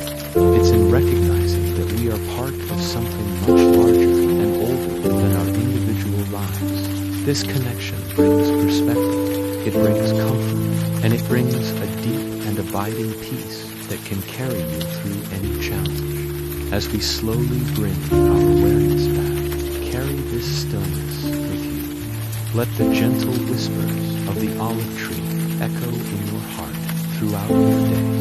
Remember that you can always find this place of peace within. As evening arrived, the sky began its slow, majestic transformation. First, it was awash in a brilliant liquid gold, as if the sun itself were melting across the horizon. Then, that gold deepened into a vibrant, fiery orange, casting long, dramatic shadows that danced across the landscape. The trees, the fields, the distant hillside were painted in these warm, ephemeral hues. And finally, as the last sliver of the sun dipped out of sight, the orange softened into a gentle, dusky purple. It was a purple that didn't scream for attention, but rather hummed with a quiet, soothing warmth. A color that seemed to hold the day's last breath.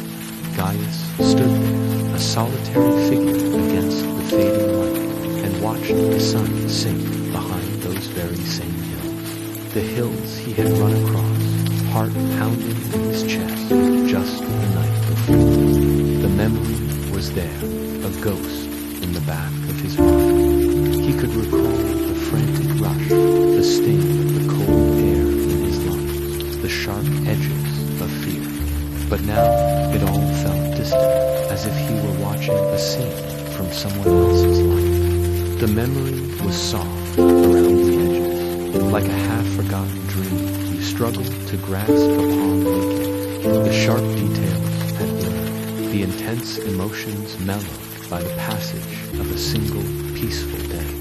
He wasn't thinking about danger anymore. The constant, gnawing anxiety that had been his companion was gone, replaced by a profound sense of stillness. He wasn't thinking about bravery or what it meant to face one's fears. The grand epic narratives of heroes and villains seemed like tales for another time, for another person. He simply watched, fully present in the moment. He watched the day fade, not with a sense of loss, but with a quiet acceptance. It was a slow, peaceful transition, a natural rhythm of the world that he had never taken the time to truly appreciate before. The world was simply turning, and he was a part of it, and for now, that was enough. Then, against the deepening indigo of the sky, a single, tiny point of light flickered into existence. The first star, it shone with a steady, unwavering light, a small peak in the vast emptiness. Gaius looked up at it, and a thought, soft as a sigh, formed in his mind. He whispered a small wish into the cool evening air, his voice barely disturbing the silence. It wasn't a wish for glory, for his name to be sung in taverns and halls. It wasn't a wish for reward, for gold, or land, or recognition. His wish was much smaller, much simpler, and infinitely more precious. He wished for another quiet day, just like this one. A day of simple moments, of gentle light, of a peace so deep it felt like coming home. And as more stars began to pepper the sky, each one a silent witness, He felt a flicker of hope that his wish just might come true. Night crept gently across the Roman countryside, not suddenly, not sharply, but like a warm blanket being laid softly over the land. As the vibrant colors of sunset faded into deep twilight, the world seemed to take a long, slow breath. The intense heat of the day gave way to a refreshing coolness that kissed the skin, a welcome relief after hours under the Italian sun. The air, once buzzing with the busy sounds of the afternoon, now hummed with a different kind of life. A quiet, rhythmic chorus of insects began their nightly serenade, their soft calls weaving a delicate tapestry of sound through the stillness. It was the sound of the earth settling down for the night, a lullaby for the hills. Down among the tall blades of grass, tiny lights began to appear, one by one, then by the dozens. Fireflies, like little fragments of fallen stars, started to float on the gentle currents of air. They drifted aimlessly, their soft, pulsing glows creating a magical, dreamlike spectacle. They were tiny lanterns, lighting up the darkness, moving with a silent grace that was mesmerizing to watch. Each spark was a fleeting moment of beauty, a tiny beacon in the vast, darkening landscape. It felt as though the land itself was dreaming, and these were the fleeting thoughts of its slumber. Gaius found himself once again drawn to his favorite spot beneath the sprawling branches of the old olive tree. He settled against its sturdy trunk, the rough bark a familiar comfort against his back. The branches stretched out above him like protective arms, ancient and steady. Their leaves, which had shimmered like silver in the daylight, now formed a dark, intricate canopy against the star-dusted sky. There was a profound silence under the tree, a warmth that seemed to radiate from its very core, a feeling of being sheltered and safe from the world outside. It had stood on this hill for generations, a silent witness to countless sunrises and sunsets, and its presence was a source of immense peace. Nearby, the sheep had curled up for the night, their woolly bodies looking like little white clouds nestled into the dark. They were perfectly still, their gentle breathing the only sign of life. Their contentment was palpable, a simple, uncomplicated peace that spread to everything around them. They trusted the night, trusted their shepherd, and trusted the safety of the hills. Watching them, Gaius felt a similar sense of calm settle over him. Their quiet presence was a reminder of the simple rhythms of life, of the natural order of things, where rest followed toil and peace followed the day's activity. The flock was a small, warm island of life in the vast, quiet landscape. Everything was slow, everything was gentle, everything was perfectly calm. The world seemed to have paused, holding its breath in a moment of pure tranquility. The hurried pace of the city, the demands of the day, all of them felt a million miles away. Here, on the hill, time moved differently. It didn't rush forward, it unfolded. Each moment was full and complete in itself. Gaius closed his eyes and just listened to the soft hum of the insects, the whisper of the breeze through the olive leaves, the almost imperceptible sound of the world at rest. This was a stillness that wasn't empty. It was full of life, full of peace, full of a deep, abiding serenity. He took a long, deep breath, drawing the night air into his lungs. It was cool and clean, carrying with it the faint, comforting scent of distant hearth fires from the city below. The smell of wood smoke was a reminder of homes and families, of people gathering together at the end of the day. It was a scent of community, of warmth, of life continuing even in the darkness.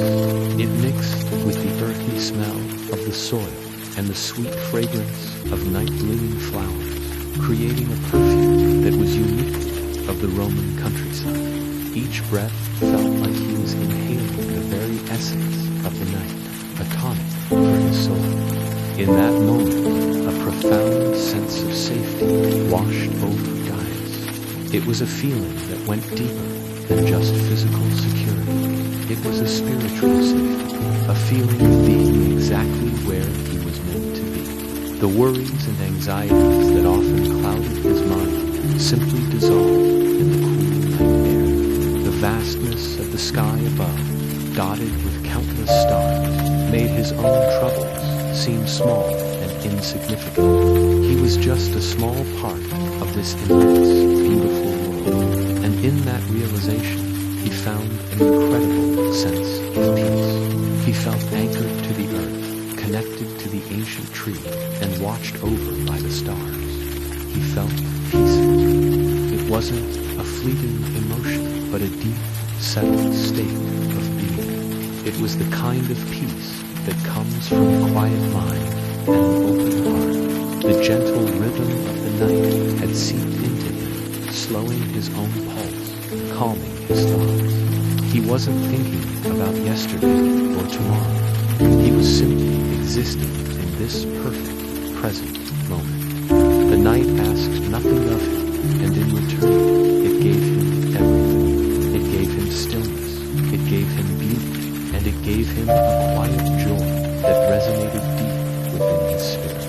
And as he sat there, wrapped in the soft embrace of the night, Gaius knew with a certainty that resonated through his entire being. He knew that these hills would always welcome him. They were more than just a place. They were a part of him. They were his sanctuary, his refuge, the place where his soul could find rest. No matter where life took him, no matter what challenges he faced, he could always return to this spot under this tree and find this same sense of belonging. The hills were his home, not just in a physical sense, but in the deepest part of his heart. And in that knowledge, he found the ultimate comfort.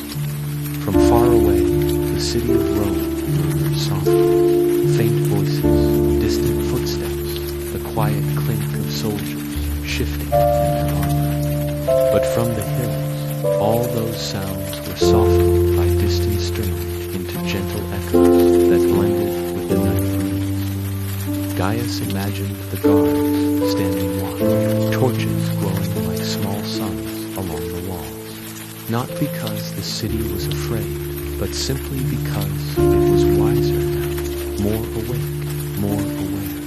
And all of this because of one small moment on a quiet night. Gaius didn't feel proud. He just felt calm, comfortable, content with the simple thought that he had played a small part in keeping the peace. He pulled his cloak tighter, the wool rough but warm against his skin. The moon, a perfect silver disk, cast long, distorted shadows of the cypress trees across the grassy slope. Below him, Rome was a sprawling sea of soft lights and deep darkness. It was a living thing, breathing in the cool night air. He could almost feel its heartbeat, a slow, steady rhythm that resonated deep within his own chest. For years, he had seen this city through the eyes of a soldier, a map of strategic points and potential dangers. Tonight, it was different. Tonight, it was just home. He remembered the tension just a few nights ago, the hushed, urgent whispers in the barracks, the worried glances exchanged in the forum. Fear had been a poison, seeping into the cracks of the city's foundations. It had made neighbors suspicious of each other, turned old friends into potential threats. The air itself had felt heavy, charged with unspoken anxieties. Now that weight was gone. The silence from the city wasn't an empty, fearful one. It was a peaceful, settled silence, the kind of quiet that comes after a fever breaks. His mind drifted back to that single pivotal moment. It hadn't been a grand battle or a heroic charge. There were no soaring speeches or dramatic confrontations. It was just a quiet conversation in a dimly lit alley. A choice made not with a sword, but with a word. He had seen the flicker of doubt in the young man's eyes, the desperation that was driving him to a foolish, destructive act. Instead of drawing his blade, Gaius had simply spoken. He had listened. He had offered not a threat, but a different path. It felt insignificant at the time, a tiny ripple in a vast ocean of unrest. But ripples grow. Looking down at the tranquil city, he understood. Peace wasn't forged in the fires of war, but pieced together from countless small acts of understanding and restraint. It was the guard who chose to be patient instead of aggressive, the merchant who offered a fair price instead of exploiting need, the senator who listened to the pleas of the common people, each one a thread woven into the fabric of a stable society. He had just added one more thread to the tapestry. He thought of his own family sleeping soundly within those walls. His wife, Livia, her face serene in sleep. His son, Lucius, dreaming of wooden swords and grand adventures. The peace he felt wasn't just an abstract concept. It was their safety. It was the promise that they could wake up to a morning not filled with shouting and chaos, but with the familiar sounds of the baker's cart and children's laughter. This feeling, this profound sense of rightness, was worth more than any medal or promotion. It was a reward he could carry in his heart, silent and unseen. The city lights seemed to pulse gently in time with his own breathing. He wasn't a hero. He was just a man who had been in the right place at the right time and made the right choice. Maybe that's all a hero was in the end. Not someone who sought glory, but someone who quietly did what was necessary to protect the things they loved. The wind picked up slightly, carrying the scent of pine and damp earth from the hills. It was a clean, honest smell, a stark contrast to the often stifling air of the crowded city below.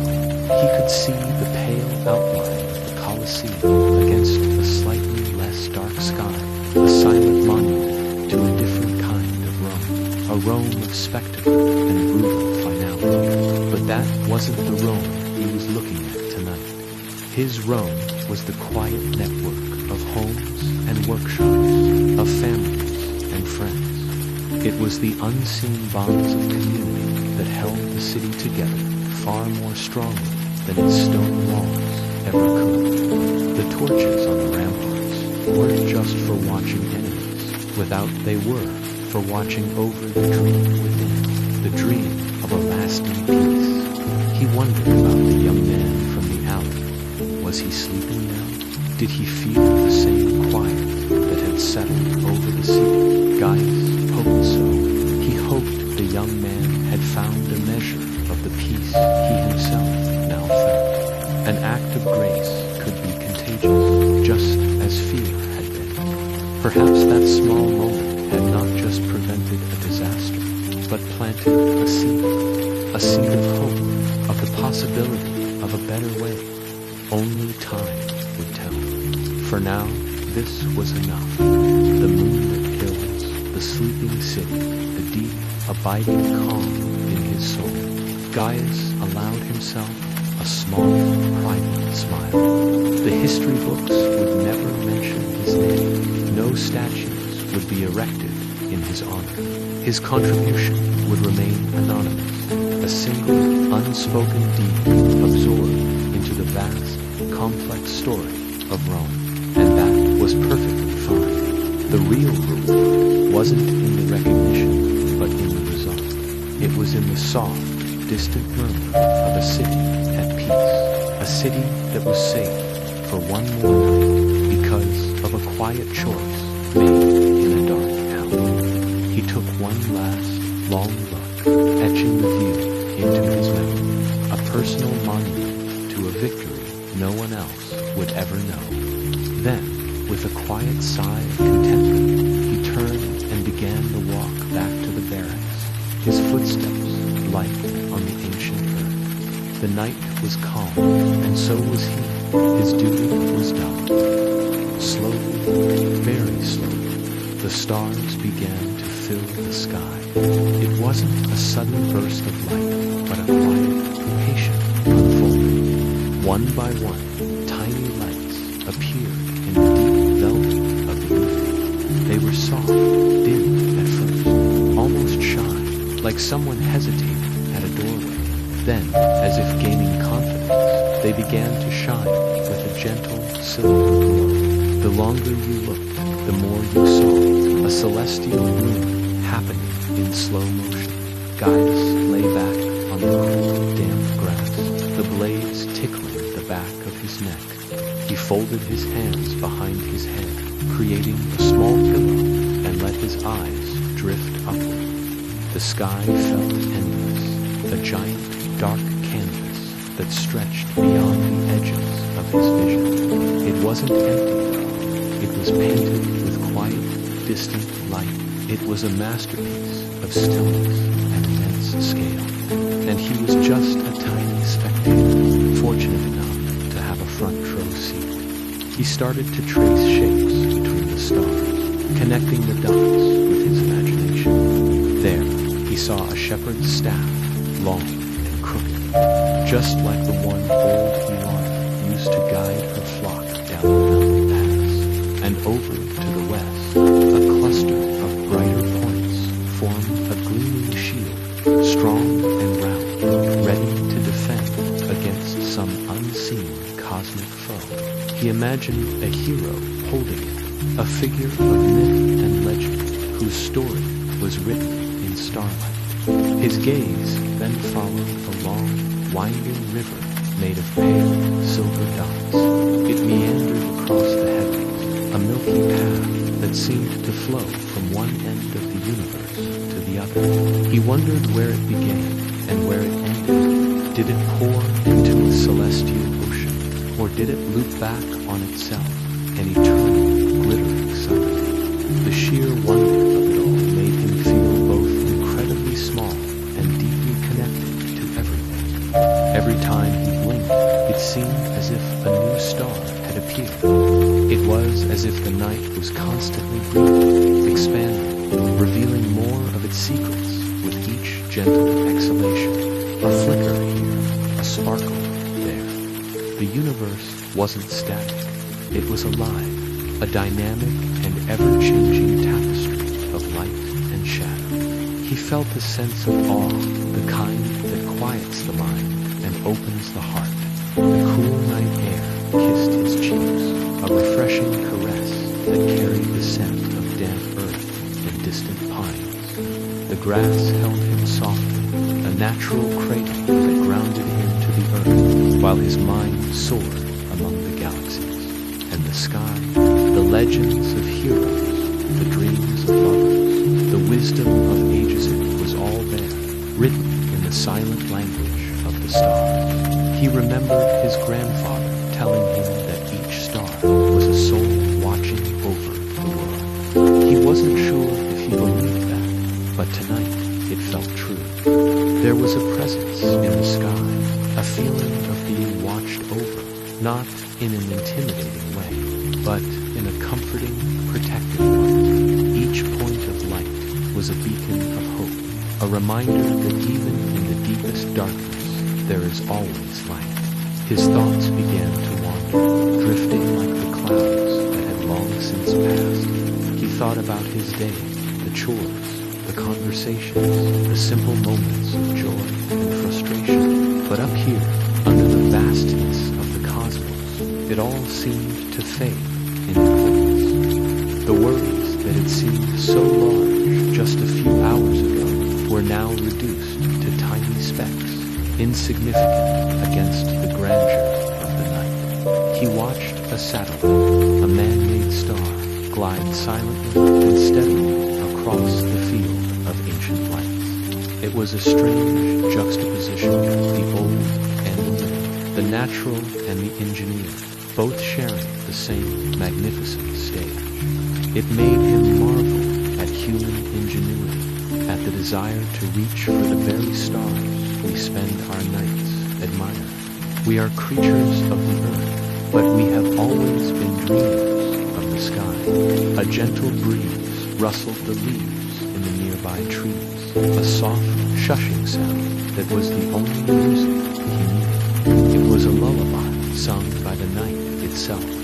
The world felt peaceful, settled. The usual noises of the docker clatter, the voices, the hustle were all gone, replaced by this profound and beautiful silence. It wasn't an empty silence. It was a silence full of presence, full of the quiet hum of existence. Gaius closed his eyes for a moment, just to feel. He felt the firmness of the ground beneath him, the coolness of the air on his skin, the gentle weight of his own body.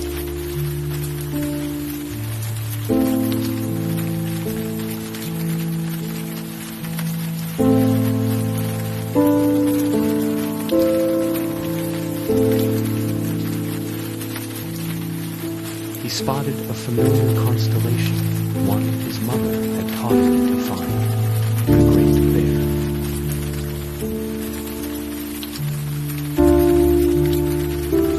Seeing it felt like seeing an old friend. It was a point of stability in a universe that was constantly in motion.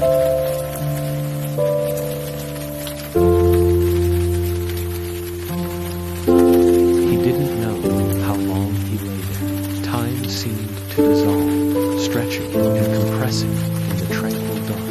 It could have been minutes or hours. It didn't matter. There was no clock to watch, no schedule to keep.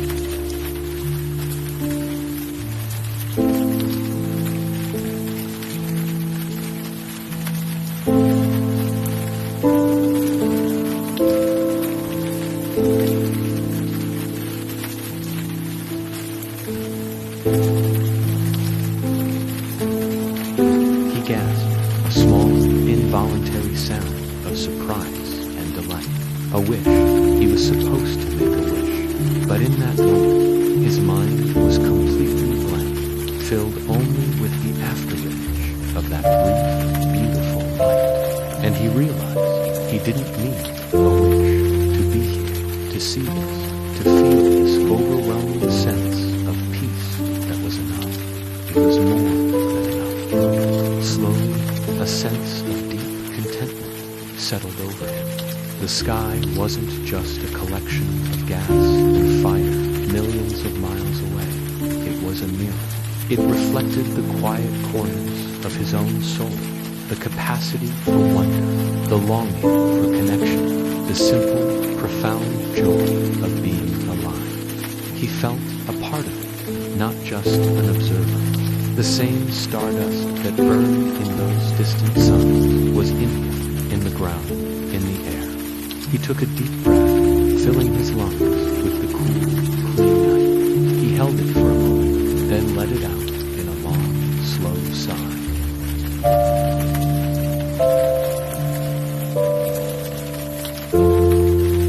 The worries of the world could wait until morning. Tonight, there was just him, the earth, and the endless, star-filled sky. He closed his eyes, not to sleep, but to hold this feeling, to burn this image into his memory, a private constellation to guide him through darker times. The stars above continued their silent, magnificent dance, and for now, all was right in the world. Gaius' thoughts drifted like feathers, not fast, not sharp, just soft, light, slow-moving images. He remembered gentle mornings with his mother, warm bread, fresh water from the stream. He remembered helping his father repair a broken fence, the wood smooth, the sun warm, the day peaceful. He remembered simple laughter shared with friends. Long before the Gauls came, every memory floated through his mind with the weightlessness of a cloud. Nothing rushed, nothing demanded attention, everything simple. like a slow stream moving over polished stones. His mind, once a fortress of strategies and orders, was now an open field under a clear sky. The sharp edges of duty, the weight of command, had all softened, melting away like snow in the spring sun. He felt no urge to plan, no need to analyze. There was only this gentle current, carrying him along without effort. He saw the face of his mother, her smile as warm as the morning sun on his skin. He could almost smell the fresh-baked bread she'd place on the table, the steam rising in delicate curls. He felt the coolness of the stream water on his hands, a sensation so simple, so pure, it washed away everything else.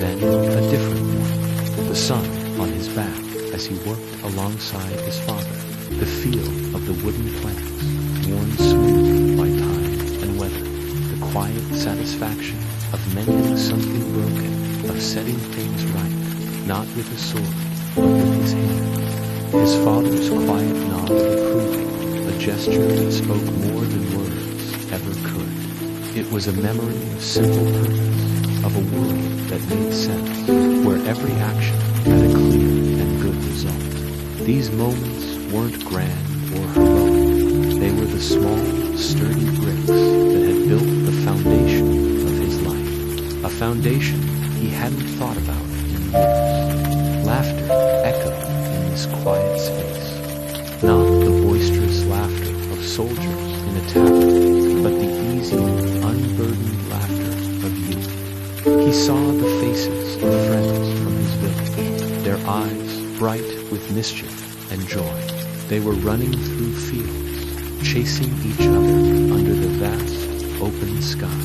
There were no battle lines, no enemies, only the shared game and the breathless joy of being young and free. The memory was so vivid, he could almost feel the phantom stitch in his side from running too hard. The way they'd all collapse in a heap, laughing until their sides ached. It was a time before the world had demanded anything from them, before life had drawn its hard lines and declared them men. Each image, each sensation was a gentle gift, a cool breeze on a hot day, the soft texture of a well-worn blanket, the distant sound of bird song. His mind wasn't piecing together a story or searching for meaning. It was simply receiving.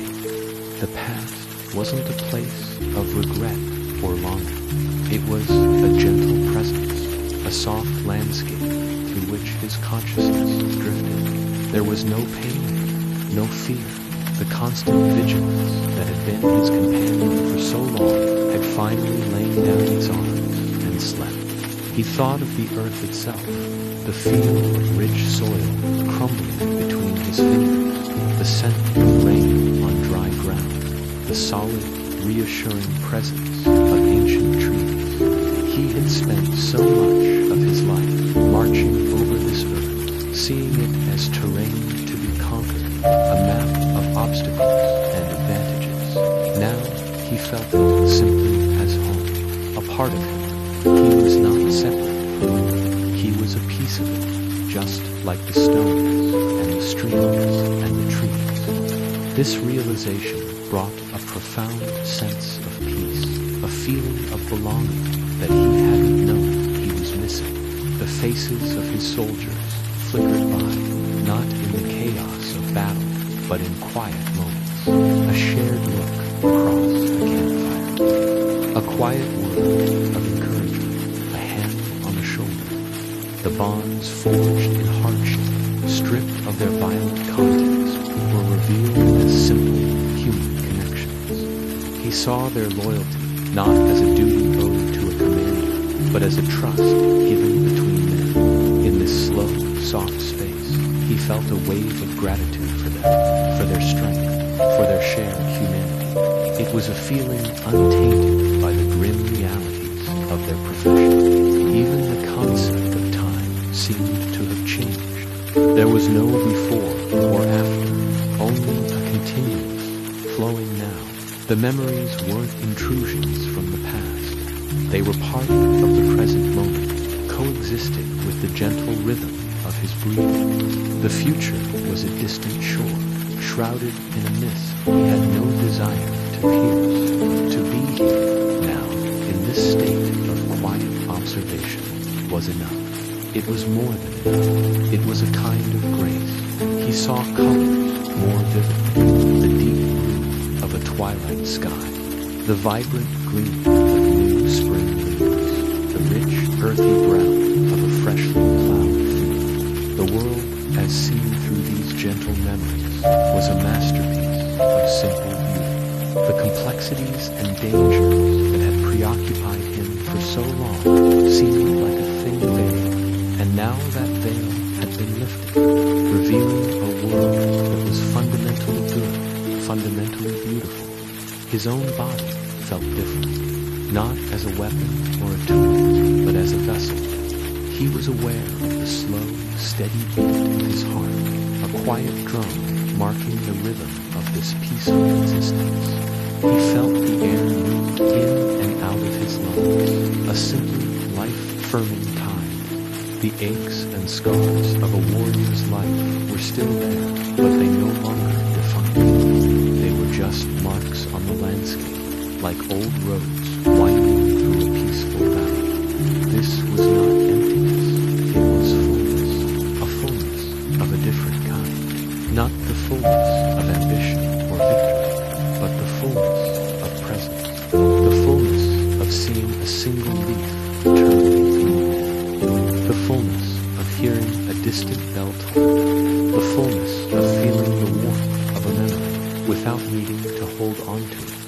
It was a state of being, pure and uncluttered. He let his thoughts continue to drift, like seeds on the wind, not knowing or caring where they might land, content simply to watch them float on the gentle, silent air. Then the moon rose. At first, it was just a sliver of light, a shy peak over the distant, dark hills, but it grew, steadily and surely, climbing into the vast, star-dusted canvas of the night sky. It became large, so large it seemed you could almost reach out and touch its cratered surface. Its glow was soft, not harsh like the sun, but a gentle, pale, silver light that washed over everything. The world below transformed. The rolling hills, once cloaked in darkness, were now bathed in this ethereal glow. The light filtered down, casting long, dancing shadows from the silent trees. Each branch, each leaf, became a dark silhouette against the luminous ground. The grass, still damp with evening dew, began to shimmer as if woven from silver threads.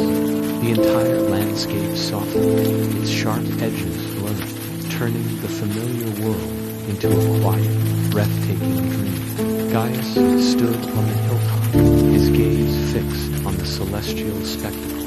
He watched the moon climb higher and higher, a silent, majestic ascent. It moved without a sound, a solitary traveler on its nightly journey, until it hung directly above him, a perfect, glowing orb. It felt like a silent guardian, a watchful eye, looking over the sleeping world. Its light, though cool in color, felt gentle upon his skin, almost warm. It was a comforting presence, a silent acknowledgement. It felt as if the moon itself were thanking him, expressing gratitude for his lonely vigil, for protecting the quiet city that slumbered peacefully in the valley below. Down in the city, lights in the windows had gone out one by one. The hustle and bustle of the day had faded into a collective, peaceful sigh. From his vantage point, Gaius could see the entire expanse, a cluster of darkened rooftops and silent streets, all nestled under the moon's protective embrace.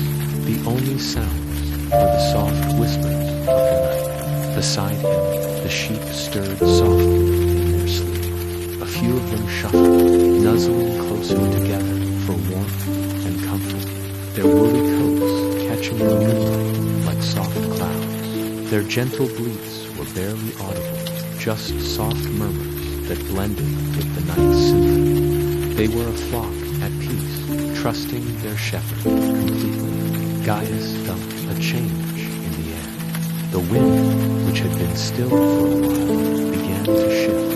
It changed direction, now coming from the west, bringing with it a cool, soothing breeze that swept across the hilltop. It rustled the leaves in the trees nearby, creating a sound like a gentle shushing. It brushed against Gaius's face, carrying the scent of damp earth, night-blooming flowers, and the clean, crisp air of the high country. It was refreshing, clearing his mind of the day's fatigue. He took a deep breath, filling his lungs with the cool, clean air. The world felt ancient and new all at once. For just a moment, Gaius closed his eyes. He didn't need to see the beauty anymore. He could feel it. He felt the soft ground beneath his feet, the cool breeze on his skin, the gentle warmth of the moonlight. In that moment of darkness, with his eyes shut, the world felt perfectly, utterly still.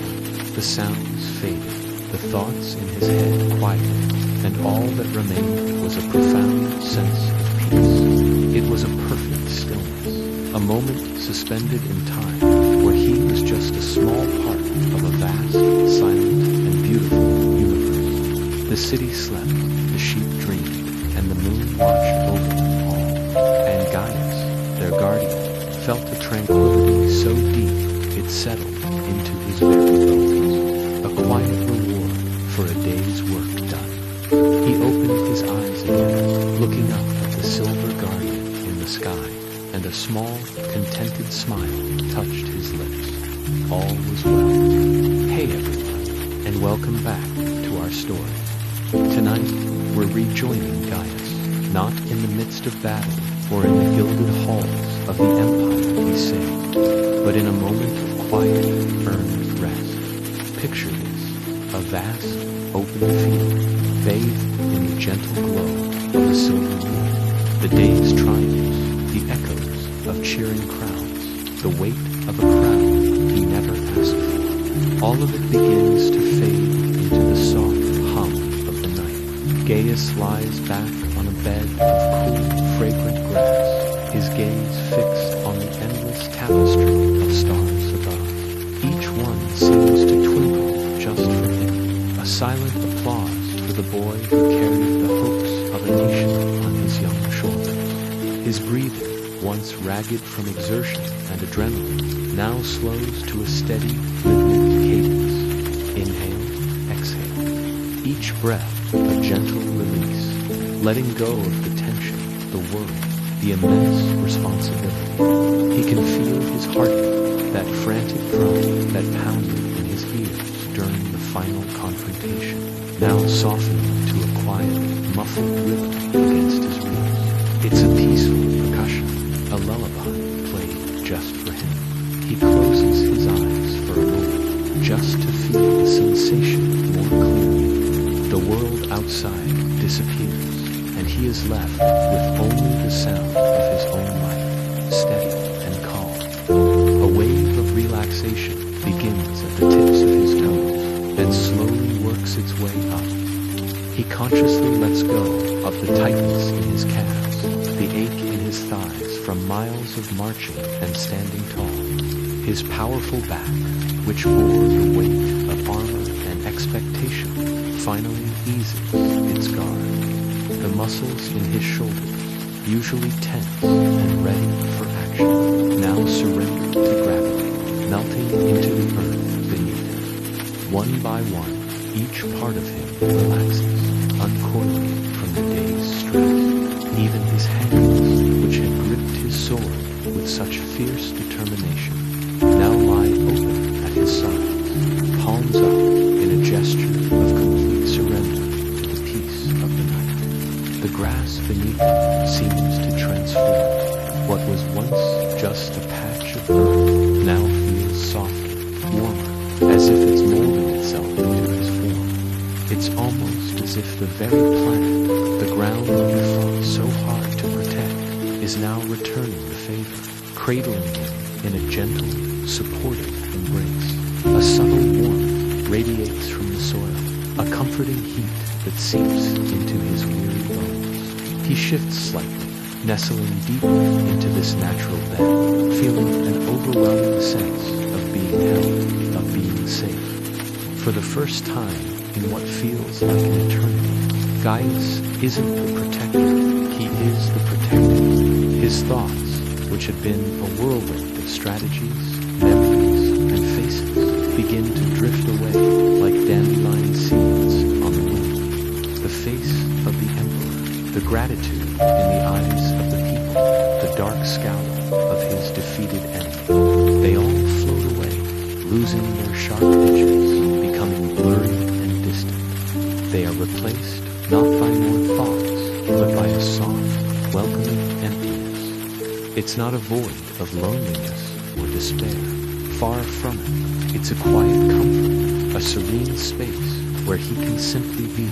It's the kind of profound peace that only comes after a long, exhausting day spent doing good. A peace born from gentle silence and a clear conscience. He feels like a silent observer of the world around him. The moon, a silent, watchful guardian in the sky, seems to be looking down directly at him. Its silvery light, a protective blanket. He imagines the stars are not just burning balls of gas millions of miles away, but are whispering ancient secrets and soft lullabies on the night air.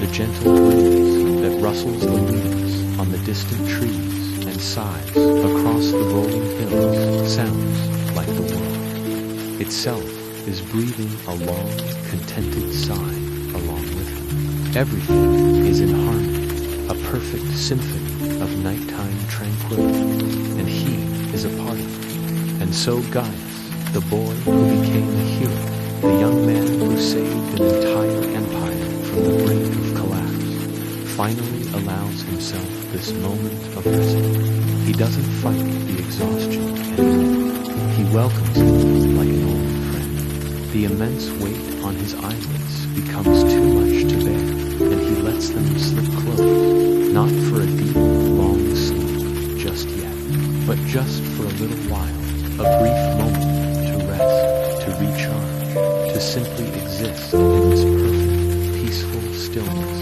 under the watchful eyes of the moon and the whispering stars. Thank you so much for joining me on this quiet journey tonight. I hope it brought you a sense of peace as well.